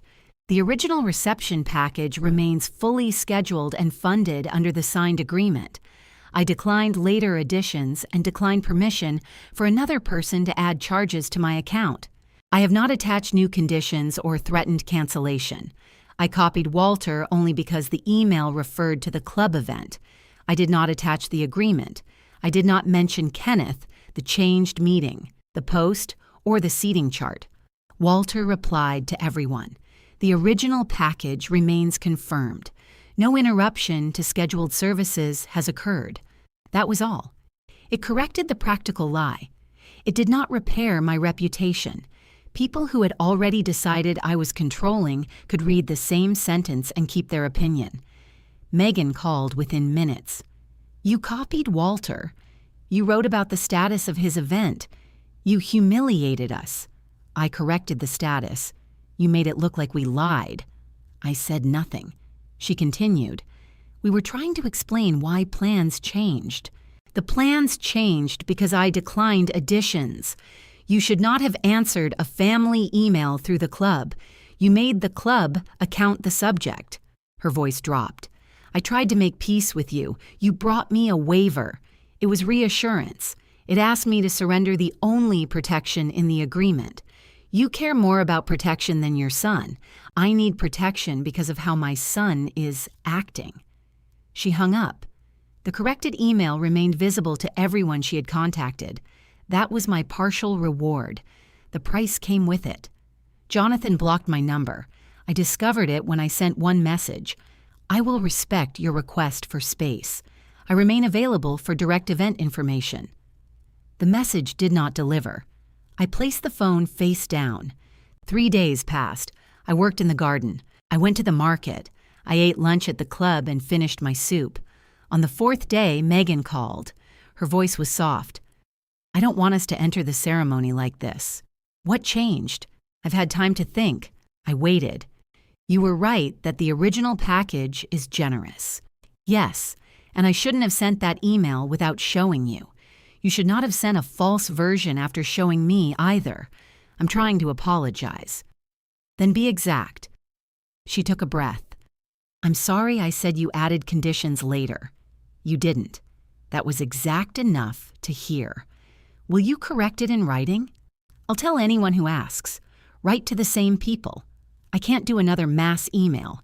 Then the false version remains wider than the truth. She went quiet. Finally, she said, Jonathan wants you there. He blocked my number. He was upset. He is an adult. He'll unblock you. That is his decision. She shifted to a warmer tone. Your family photograph is still at 3:15. We want you in it. Thank you for telling me. Can we put all of this aside for the day? I will not discuss account disputes during the ceremony. And the sponsorship? The agreement remains in effect. She wanted a broader promise. I didn't give one. After we hung up, I opened my wallet. The membership card was behind my driver's license. I moved it to the front. Then I took out the deposit receipt. $8,000. If I ever used the withdrawal right, that money would be gone. I understood that when I signed. I understood it more clearly now. I placed the receipt in my notebook. I would attend. I would remain calm. I would pay for every service I had approved, but I would not promise to finance a room after surrendering my right to enter it. If that boundary cost me the deposit, I had decided I could bear the loss. The next morning, I called Walter. I need to review one paragraph in the agreement. The withdrawal provision? Yes. He didn't ask why. Would you prefer to come in? I would. We met at 11. Walter had the member event agreement open when I arrived. He turned it toward me and pointed to the paragraph I remembered. I read it slowly. The member sponsor could withdraw sponsorship before the ballroom opened. The deposit would be forfeited. Unserved reception services would be canceled. Further reception charges would not post to the member account. I placed my finger under the final line. If the garden vows have already occurred, does this still apply? Yes. The deadline is the opening of the ballroom. What happens to the vows? If they have concluded, nothing. We do not reverse a ceremony. And the drinks in the garden? Any service already provided may be covered from the deposit or charged according to the final service record. The $31,000 reception balance would not proceed if those services remain unserved. The dinner? Canceled. The bar inside? Canceled. Music in the ballroom? Canceled. Staff? We stopped the non-member reception before opening. I nodded. Could Jonathan or Megan replace me as sponsor? Not unless another club member accepts the event under club requirements. Could they simply pay the balance themselves at the door? No. Payment alone does not replace member sponsorship. That removed one uncertainty. The rule was not a threat. It was not a discount request. It was an eligibility condition. If I used this right, how would I notify you? Tell me directly before the ballroom doors open. I would confirm your identity and record the withdrawal in the event file. My membership card is enough? Yes. Would you ask me to reconsider? Walter looked at me for a moment. I would make sure you understand the consequences. I would not make the decision for you. That's fair. He closed the agreement. Are you planning to withdraw? I'm planning to understand what I signed. You already understood it. I understood the words. I'm making sure I understand the result. He nodded. There is one more result. What? The couple could not continue holding a non-member reception here. They would have to leave the ballroom closed, even if guests are waiting? Yes. Would you announce that? I would explain that the reception cannot proceed without its member sponsor. I would keep private details private unless they became necessary to explain a safety or access issue. I looked at him. Access issue? Any event can have one. An unexpected guest, a dispute at check-in, someone refusing to leave. Nothing specific? Nothing has been reported to me. That answer mattered. Walter knew nothing about a problem involving me. Neither did I. I placed the deposit receipt on his desk. I know this money is lost if I withdraw. Yes. Even if someone else caused the problem? The deposit provision does not assign blame. I understand. I put the receipt back in my notebook. Walter said, "You could withdraw now." I know. That would give staff more notice. It would also cancel something before I know whether the boundary is necessary. He waited. I continued. The guests didn't write Megan's email. They didn't move my meeting. Jonathan still deserves the chance to say his vows without another argument attached. You are not obligated to explain your decision to me. I'm explaining it to myself. He stood and returned the agreement to the file. As I left, he said, "I'll be on site from noon until the event ends. I have your number." Yes. I went home by way of East Center Street. Peter called while I was putting groceries away. "Did you talk to the club?" "Yes." "And?" "The agreement says exactly what it said before. You can stop the reception before the ballroom opens, then do it now." I placed a loaf of bread in the cupboard. "No. Fran, they told 100 people you're threatening them. I corrected the event status. Megan never corrected what she wrote." "I know. Jonathan blocked you. He has unblocked me." That had happened an hour earlier. I hadn't yet received a message. Peter made an impatient sound. "Why are you still paying?" "Because I agreed to the original package. They haven't treated you like family. That doesn't erase my signature. It should." "No." He became quiet. I knew Peter loved his brother. I also knew anger was easier for him than grief. He said, "Ken would have pulled the plug." I leaned against the counter. "No, he wouldn't. You don't know that." "No. I was married to him for more than 40 years. He wouldn't let them use you. Neither will I." "Then what are you waiting for?" "To see what they do when the day arrives. That gives them another chance to hurt you." "Yes." He had no answer to that. I continued. "I won't cancel Jonathan's vows because I'm angry. I won't send private messages to every guest. I won't make strangers choose sides before they sit down. They already chose. Some did. Most only heard one version. And if they embarrass you again, I'll make the decision that belongs to me." Peter sighed. "I don't like this." "You don't have to. Do you want me near you during the ceremony?" "Yes." "Sit where they placed you." "That's not what I asked." "I know." I softened my voice. "If I need you, I'll tell you. Don't start anything. I can behave. You can remain quiet for approximately 9 seconds. That's still behaving." I laughed. It surprised both of us. Before ending the call, he said, "Whatever happens, I saw the emails. Thank you." That was all I wanted from him. Not rescue, not a speech. A person who knew what had happened and wouldn't pretend otherwise. Jonathan called that evening. His name appeared on my phone for the first time in days. Hello? Hi, Mom. He sounded uncomfortable. I waited. Megan said she called you. She did. She told me she apologized. She apologized for saying I added conditions after the fact. Okay. She didn't correct the email. I know. Another pause. I'm sorry I blocked you. Why did you do it? I was angry. That describes the feeling. I didn't want more messages. I sent one. I know. Did you read it later? Yes. What did it say? He repeated it almost exactly. That told me he had gone back and looked. I asked, do you still want space? No. What do you want? I want you at the ceremony. Then say that. He breathed in. Mom, I want you at the ceremony. I want you in the family photographs. I want you at the reception. It was the first direct invitation he had given me. It came late. It came after money and arguments. Still, he had said it without making Megan speak for him. Thank you. Will you come at 3:15? Yes. Can we not discuss any of this that day? I already told Megan I won't discuss account disputes during the ceremony. She says you won't promise not to withdraw. I won't. His voice tightened. Why? Because the agreement includes that right for a reason. What reason do you expect? I don't know. Then it feels like you're carrying a fire extinguisher into a room that isn't burning. I hope I don't need it.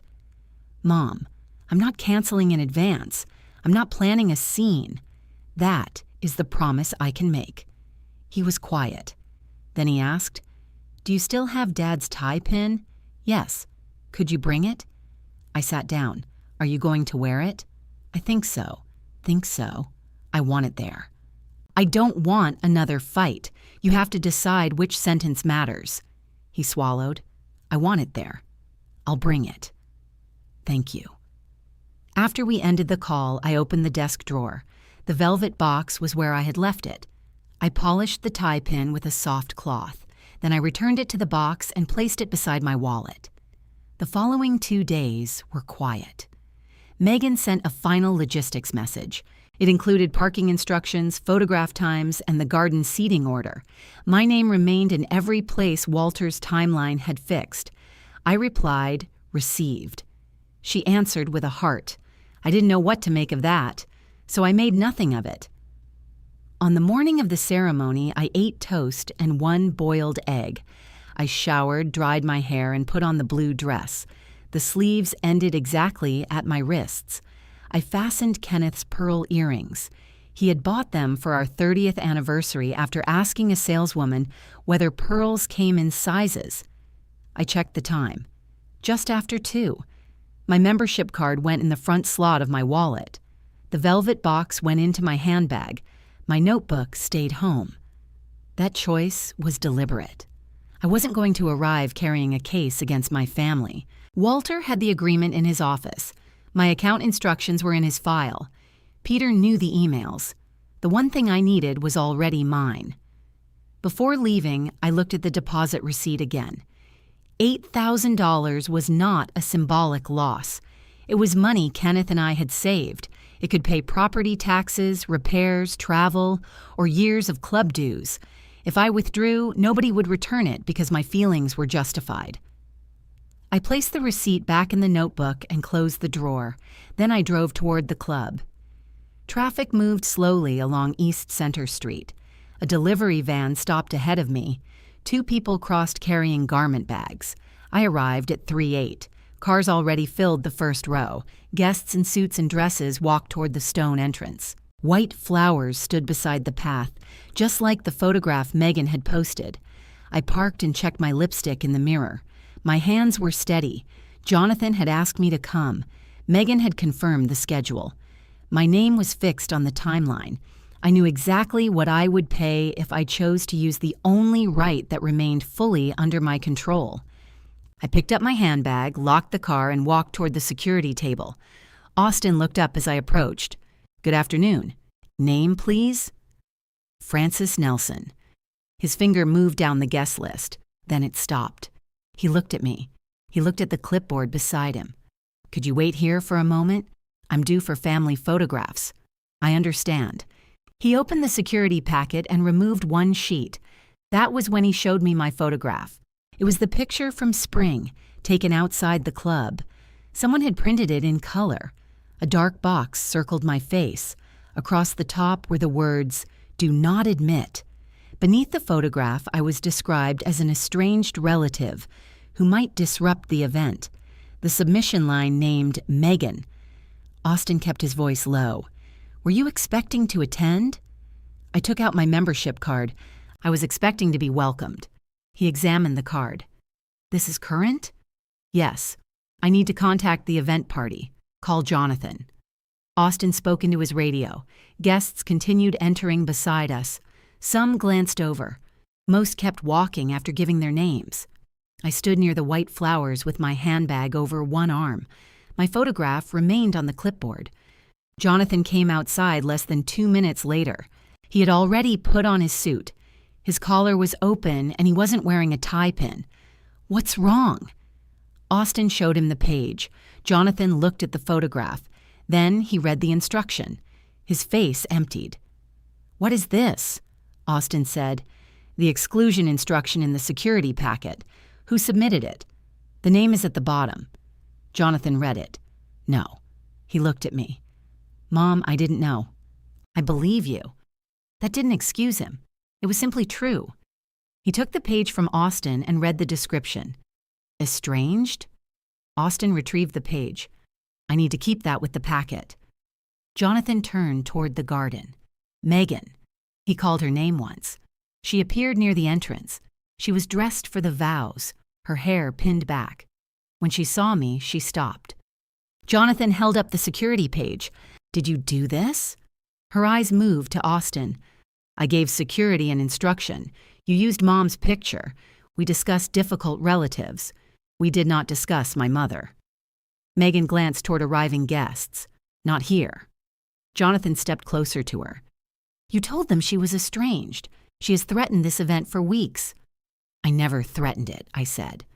Megan faced me. "You refused to guarantee you wouldn't cancel. I refused to waive my rights. You see? This is exactly why," Austin said. "I need a clear admission decision." Megan answered immediately. "She is not admitted." There it was. Not confusion, not a scheduling mistake, not something sent by an assistant. A decision. Jonathan lowered his voice. "Meg, she's my mother, and she has made every part of this about money." "My account supports the reception," I said. She looked at Austin. "Please don't engage with her. She uses financial arguments to create conflict." 2 guests had stopped several feet away. Peter was among them. I gave him one look. He remained where he was. Jonathan rubbed both hands over his face. "Megan, take her off the list." "No, you invited her." I tried to make peace. "She wouldn't give us security." Austin looked between them. "I cannot resolve this without the event director." Megan said, "You have my written instruction. I also have a current membership card." Her eyes went to my wallet. For the first time, she seemed to understand that the card was not decoration. Jonathan came closer to me. "Mom, can you please go home for now?" I stared at him. He spoke quickly. "I know this is wrong." "I know, but guests are here. The vows are supposed to start soon. You're asking me to leave. I'm asking you not to let this blow up." Megan put my photograph in a security packet. "I just found out. And your first decision is still to remove me." His face tightened. "I'll fix it after the ceremony." "How?" "I don't know. I'll talk to her." Megan said, "Jonathan, we need to go." He looked toward the garden. The violinist had begun playing. People were taking their seats. "Mom, please." That word had moved me for 42 years. It didn't move me then. I turned to Austin. "Please summon Walter Barrett." Megan stepped forward. "He doesn't need to bother Walter." "Yes," Austin said. "He does." He used his radio. We waited beside the entrance. Jonathan stood between Megan and me without looking at either of us. Megan kept checking the garden. She said, "The photographer is waiting." I opened my handbag and removed the velvet box. Jonathan saw it. "You brought Dad's pin. You asked me to." His eyes dropped. Walter arrived carrying the event file. "What happened?" Austin handed him the security page. Walter read it. Then he looked at me. "Mrs. Nelson, may I see your membership card?" I gave it to him. He compared the number to the agreement in his file. Walter turned to Megan. "Mrs. Nelson is the sole member sponsor for this event." Megan said, "I'm also Mrs. Nelson. The agreement identifies Frances Nelson as the sponsor. She is a family member we do not want admitted." Walter remained calm. "The sponsoring member must retain access. She could disrupt everything. That concern does not override the agreement. I submitted the instruction before today. It should have been brought to my attention." Austin said, "The packet came through the event contact materials." Walter examined the submission line again. Then he gave my membership card back. "Mrs. Nelson is admitted." Megan's mouth opened. Walter continued, "You cannot exclude the person whose membership and account make this non-member event eligible." "This is our ceremony," she said. "Yes, and the club rules still apply." Jonathan looked at me. His belief had finally changed. Not about the photograph. He could see that. He now understood that Megan had tried to keep my financial responsibility while removing my physical access. The attendance sentence in her waiver was no longer general language. He looked at her. "That's why you put attendance in the paper." Megan said nothing. "That's why you wouldn't remove it. Jonathan, not now." "When did you submit this?" "We're late." "When?" She looked toward the garden. "A few days ago, after you called Mom. I was protecting our day. From my mother, from uncertainty." I placed the velvet box in Jonathan's hand. He closed his fingers around it. "You should go take your photographs," I said. Megan looked at me suspiciously. "You're coming inside?" "Yes." Walter stepped aside. Austin removed my photograph from the active packet. He drew one line through the instruction and wrote, "Overridden by member agreement." The paper remained on his clipboard as evidence. It was no longer controlling the door. I walked through. The photographer moved quickly. Megan stood beside Jonathan. I took my place on his other side. Nobody smiled naturally. Jonathan wore Kenneth's tie pin. When the photographer told us to look toward the fountain, Jonathan touched my hand. I let him. Then I stepped away. The vows began a few minutes late. I sat at the front beside Peter. Megan's parents sat across the aisle. Jonathan and Megan stood beneath the garden flowers. They repeated promises they had written. They spoke about partnership, honesty, and choosing each other every day. I listened. I didn't interrupt. I didn't look around to see who was watching me. When Jonathan said his final vow, his fingers touched the tie pin again. They exchanged rings. They kissed. Guests stood and applauded. I stood with them. The vows were finished. Servers began passing drinks in the garden. Music started near the fountain. The ballroom doors remained closed. I checked the time. 5:12. I found Walter near the stone path. "I need to speak with you." He looked at my face, then at the ballroom. "Now?" "Yes." We stepped into his office. The event agreement was still in the file. The security page was clipped to the front. Walter closed the door. "Are you asking to withdraw sponsorship?" "Yes. The deposit will be forfeited." "I understand. The unserved reception will be canceled." "I understand. The ballroom cannot open for this event." "I understand." He looked at me for several seconds. "Do you want time to reconsider?" "No." "Then I need your membership card."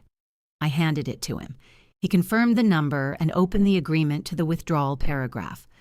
"Please state your decision clearly." "I withdraw my sole sponsorship before the ballroom opens." He recorded the time, 5:14. Then he signed beneath it and asked me to initial the entry. I did. That was the one action. No hidden ownership, no second account, no lawyer waiting. I withdrew the name they had depended on after they tried to keep the person outside. Walter called the catering station. "This is Barrett. Hold all ballroom service. Do not open the doors." Then he contacted the bar and music staff.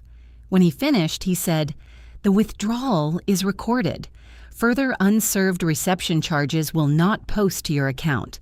And the deposit? Forfeited. I nodded. $8,000 was gone.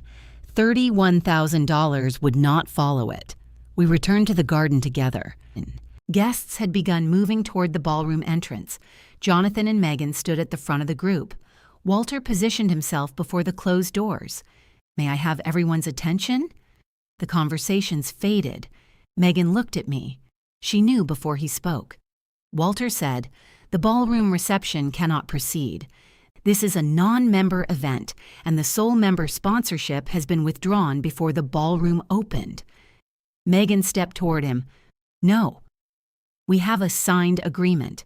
The sponsor exercised the withdrawal provision in that agreement." You admitted her. "Yes. So what is the problem?"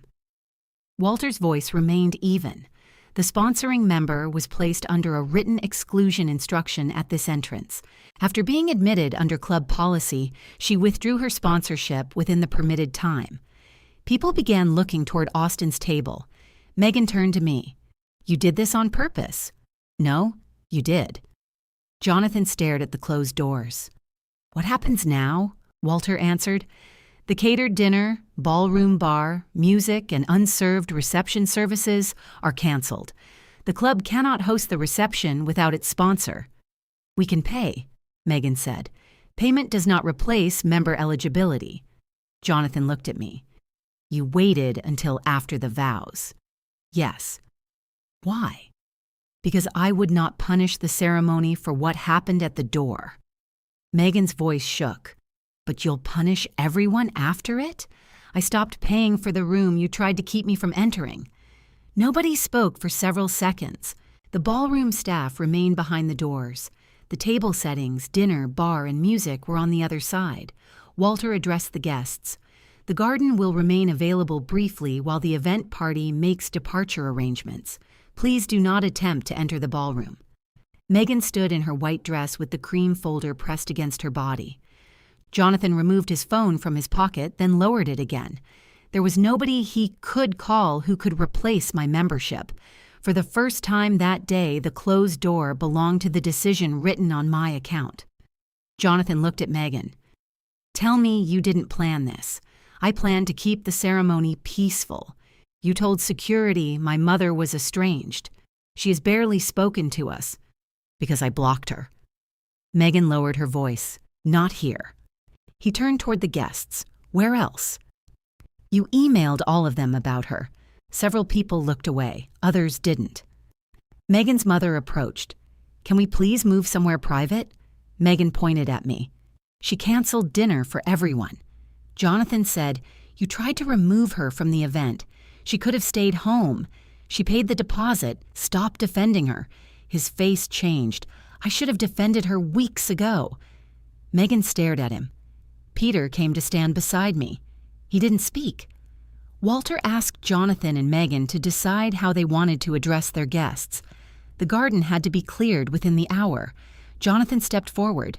He didn't have a microphone. He raised his voice enough to reach the nearest tables.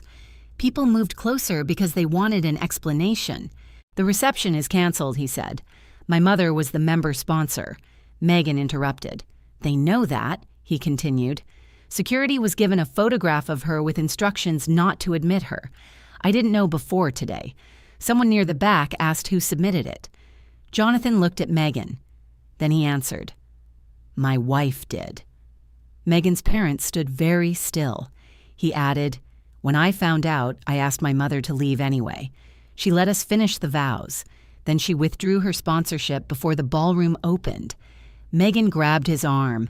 "That is enough." He pulled his arm free. "No. Your email said she attached conditions after the fact.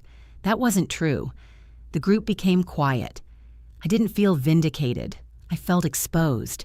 These people now knew more about my relationship with my son than I had wanted strangers to know. The truth was better than the lie, but it was not painless.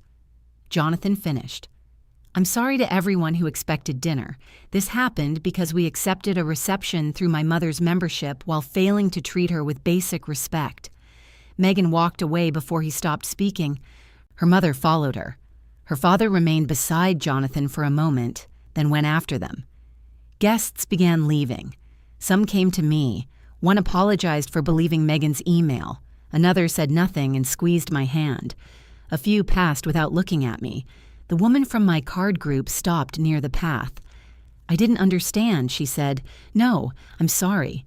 Thank you." That was enough for the garden. It wasn't enough for anything beyond it. Peter asked, "Do you want me to drive you home?" "I can drive." "You've had a day. So have you. I didn't lose $8,000. "No." He looked toward the closed ballroom. Was it worth it? I don't know yet. That was the truth. I could hear equipment moving behind the doors. Staff were stopping service, covering food and securing the room. Work had been done.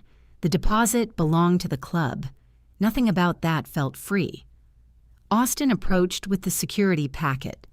"Mrs. Nelson, Mr. Barrett asked me to confirm that the exclusion instruction will remain with the event file. I want it preserved." "It will be." "Did Megan give it to you personally?" "No. It was included in the entrance materials submitted by the planning contact." "When did you first see it?" "This afternoon, during setup. So you didn't know I was the sponsor?" "No. The packet described you only as an estranged relative." "Thank you for showing me the page." He nodded. "I'm sorry I stopped you. You followed the packet in front of you. Then you checked when the facts didn't match." He looked relieved. That was his whole part. He had performed it honestly. Walter met me inside the office one more time. He gave me a copy of the withdrawal entry. It showed the time, my membership number, and the stopped services. "The account will take 1 business day to update fully," he said. "What will it show?" "The deposit retained. Any service provided before withdrawal will be reconciled against it. The unserved reception balance will not post. And if the deposit doesn't cover earlier service, we'll send an itemized statement. Please do." He returned my membership card. "This remains active. Thank you. Do you want an escort to your car?" "No." I placed the card in my wallet. When I walked outside, Jonathan was waiting near my car. Megan was gone. "Where is your wife?" "Her parents took her." "Are you going with them?" "In a minute." He still wore Kenneth's tie pin. "Mom, I'm sorry. I unlocked my car but didn't open the door." "For what?" "For asking you to leave." "What else?" "For not reading the signs. For letting her speak for me. For the email. For the meetings." His words came too quickly. I raised one hand. "Slow down." He stopped. "I don't need a complete apology in a parking lot. I need to say it. You need to understand it first." His eyes filled again. "I saw your picture on that page." "So did I. She planned it after calling you to make peace." "Yes." "I didn't know. I believe you. That doesn't make me innocent." "No." He looked toward the garden. "I told everyone. I heard. She'll be furious. That is between you and Megan. I don't know what happens now. Neither do I." He touched the tie pin. "I'm keeping this on." "Good." "Can I call you tomorrow?" "Yes, you can call me directly." He nodded. I got into my car. On the drive home, I passed 2 restaurants with crowded parking lots. For a moment, I wondered whether the guests had divided into smaller groups for dinner. That wasn't my responsibility. At home, I removed the blue dress and hung it carefully. I put Kenneth's pearl earrings in their box. Then I made toast. I had paid for a catered dinner I did not eat. Toast was what I wanted. At 10, Megan called. I almost let it ring. Then I answered. "You destroyed our reception," she said. "I withdrew my sponsorship. You waited until everyone was there. I waited until after the vows. You wanted maximum humiliation. I wanted Jonathan to have his ceremony. You could have paid and left. Yes." Her breathing sharpened. "So you admit it." "I admit that was the arrangement you wanted. You knew I was afraid you would do this. I did not know you had placed my photograph with security. That was because you wouldn't give us certainty. You tried to secure my money after removing my access. You were admitted because Walter overrode you." She began crying. This time, I heard anger more than sadness. "My parents are ashamed. People are posting about us. Jonathan told everyone it was my fault. He told them what happened. You turned him against me. No, you always wanted him to choose you. I wanted him to speak for himself." She went quiet. Then she said, "I'm sorry you saw the photograph. Not sorry she submitted it. Sorry I saw it. That isn't an apology. What do you want from me? Nothing tonight. You owe us." "No. You canceled $31,000 of services over one security instruction. I canceled charges that had not been served. You know what I mean?" "Yes." I looked at the wallet on my desk. "Megan, don't call me again until you can state what you did without blaming my response." She hung up. Jonathan called the next morning. He sounded as if he hadn't slept. I posted a correction. "Where?" "Everywhere," Megan posted. I also emailed the guest list. "What did you say?" "I said you never threatened to cancel. I said the added conditions were ours, not yours. I said Megan submitted the exclusion instruction without telling me. Did you include your own part?" "Yes." He sent me the text. He had written that he asked me to leave after learning what Megan had done. He wrote that I allowed the vows to finish. He did not ask people to excuse him. That was action. Small and late, but action. "Megan asked me to take it down," he said. "Will you?" "No." It was the first time he gave that answer without checking how I felt about it. "What happens between you and Megan is your business," I said. "I know. What happens with me requires different conduct. I know that, too. Do you? I want to repay the deposit." I sat back. With what money? My money, not mine. Not another loan from me. I'm not asking. Not your wife's parents, either. I can't control what they offer. You can control what you accept. He breathed out. "It may take months, then it takes months. Megan says you chose to lose it. I did.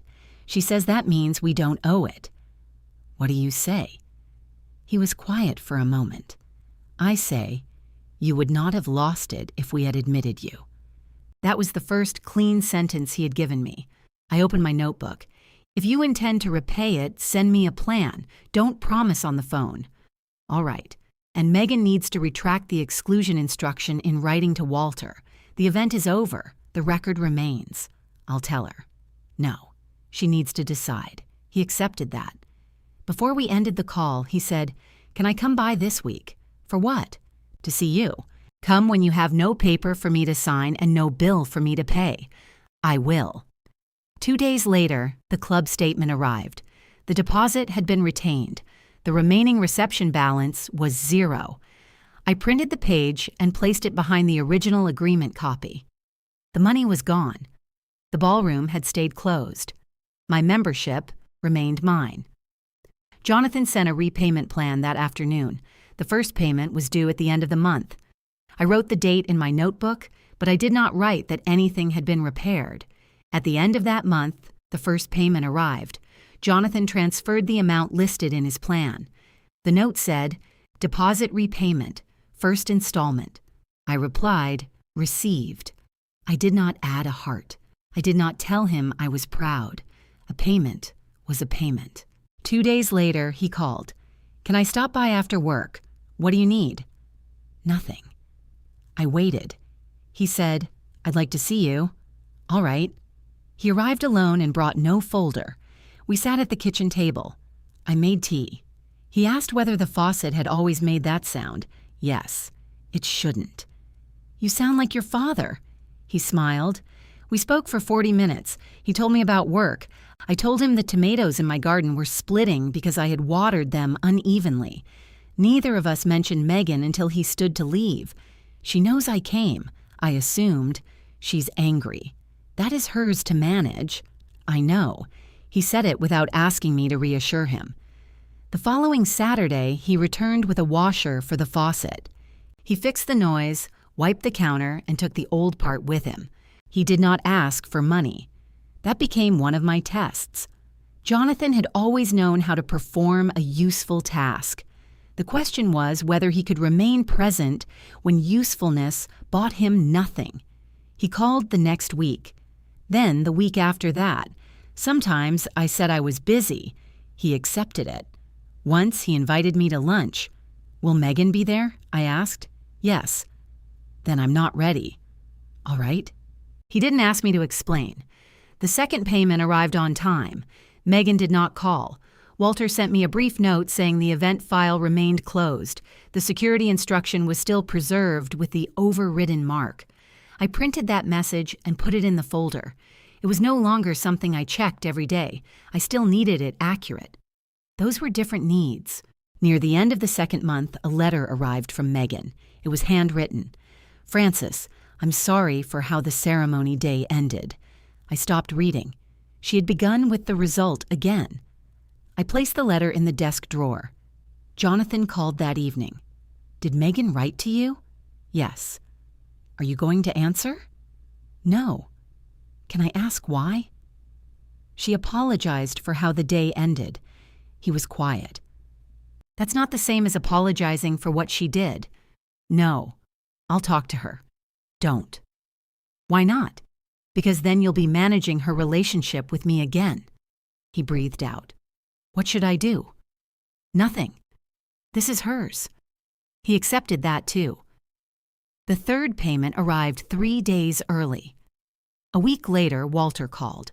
I received a letter from Megan. What does it say? She retracts the exclusion instruction. Does she state what she is retracting? Yes. Read that part. He did. Megan had written that she submitted my photograph and identified me as an estranged relative. She stated that the description was false. She acknowledged that I had been invited and that she had no authority to remove the member sponsor's access. She asked the club to attach her retraction to the event file. Will you? I asked. I already have. Does the original remain? Yes. The retraction does not erase it. Good. I'll send you a copy. The copy arrived before we hung up. That closed one obligation. It did not create trust. It corrected a record. Megan called me the next afternoon. I wrote to Walter. I received a copy. I should have done it sooner, yes. She took a breath. I lied about you being estranged. Yes. I gave security your photograph because I thought you might withdraw the sponsorship. You wanted the sponsorship to remain after removing me. Yes. Her voice shook on that word. I waited. She continued. I told myself I was protecting the ceremony. I was protecting what I wanted you to pay for. That was the first time she named it without attaching my reaction. I'm sorry, she said. I hear you. Can we meet? Not yet. What else do I have to do? That question is still about completing a list. I don't know how to fix this. You can start by not asking me to teach you. She became quiet. Then she said, All right. She did not cry. She did not call Jonathan and send him back to me. That mattered. The next month, the payment came from their joint account. Jonathan did not mention it.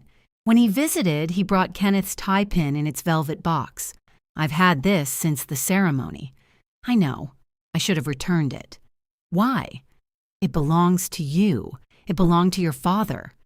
He placed the box on the table. I want to keep it. But I wanted to ask. I opened the box. The silver had begun to dull near the edge. I wiped it with my thumb. Will you wear it? Yes. Then keep it. He closed the box. Thank you. That was consent. Small, ordinary, and requested before anything changed hands. By the 5th month, Jonathan no longer began calls with explanations about Megan. He asked whether I was free. If I wasn't, he called another day. Megan sent 2 messages during that time. The first said, Would you be comfortable if I came with Jonathan on Sunday? I answered, Not this Sunday. She replied, Understood. The second came 3 weeks later. May I call you tomorrow evening? I said yes. She called at the time we agreed. We spoke for 15 minutes. She told me she had removed the photograph from her files. I told her the club would preserve its copy as part of the record. I understand, she said. She did not ask me to request its destruction. Before ending the call, she said, If there is ever another family event, I will ask you directly.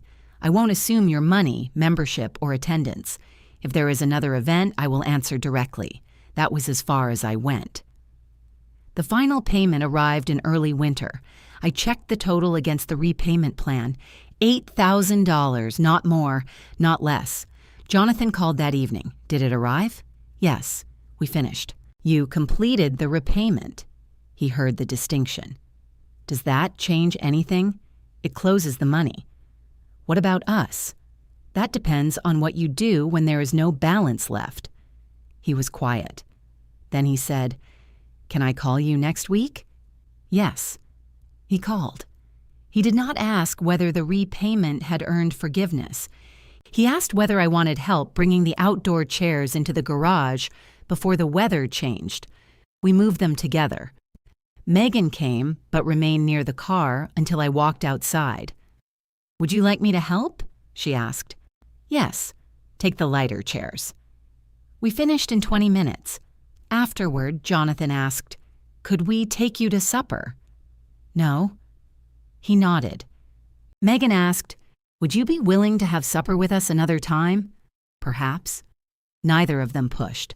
That was the second test. The first was whether they would act before forgiveness. The second was whether they would accept that action did not control my answer.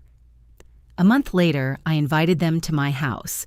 I made chicken, rice, and green beans. Nothing came from a caterer. Nothing required a deposit. Jonathan arrived carrying a bag of groceries. "We brought dessert," he said. Megan held up a bakery box. "We paid for it." I almost smiled. "Put it on the counter."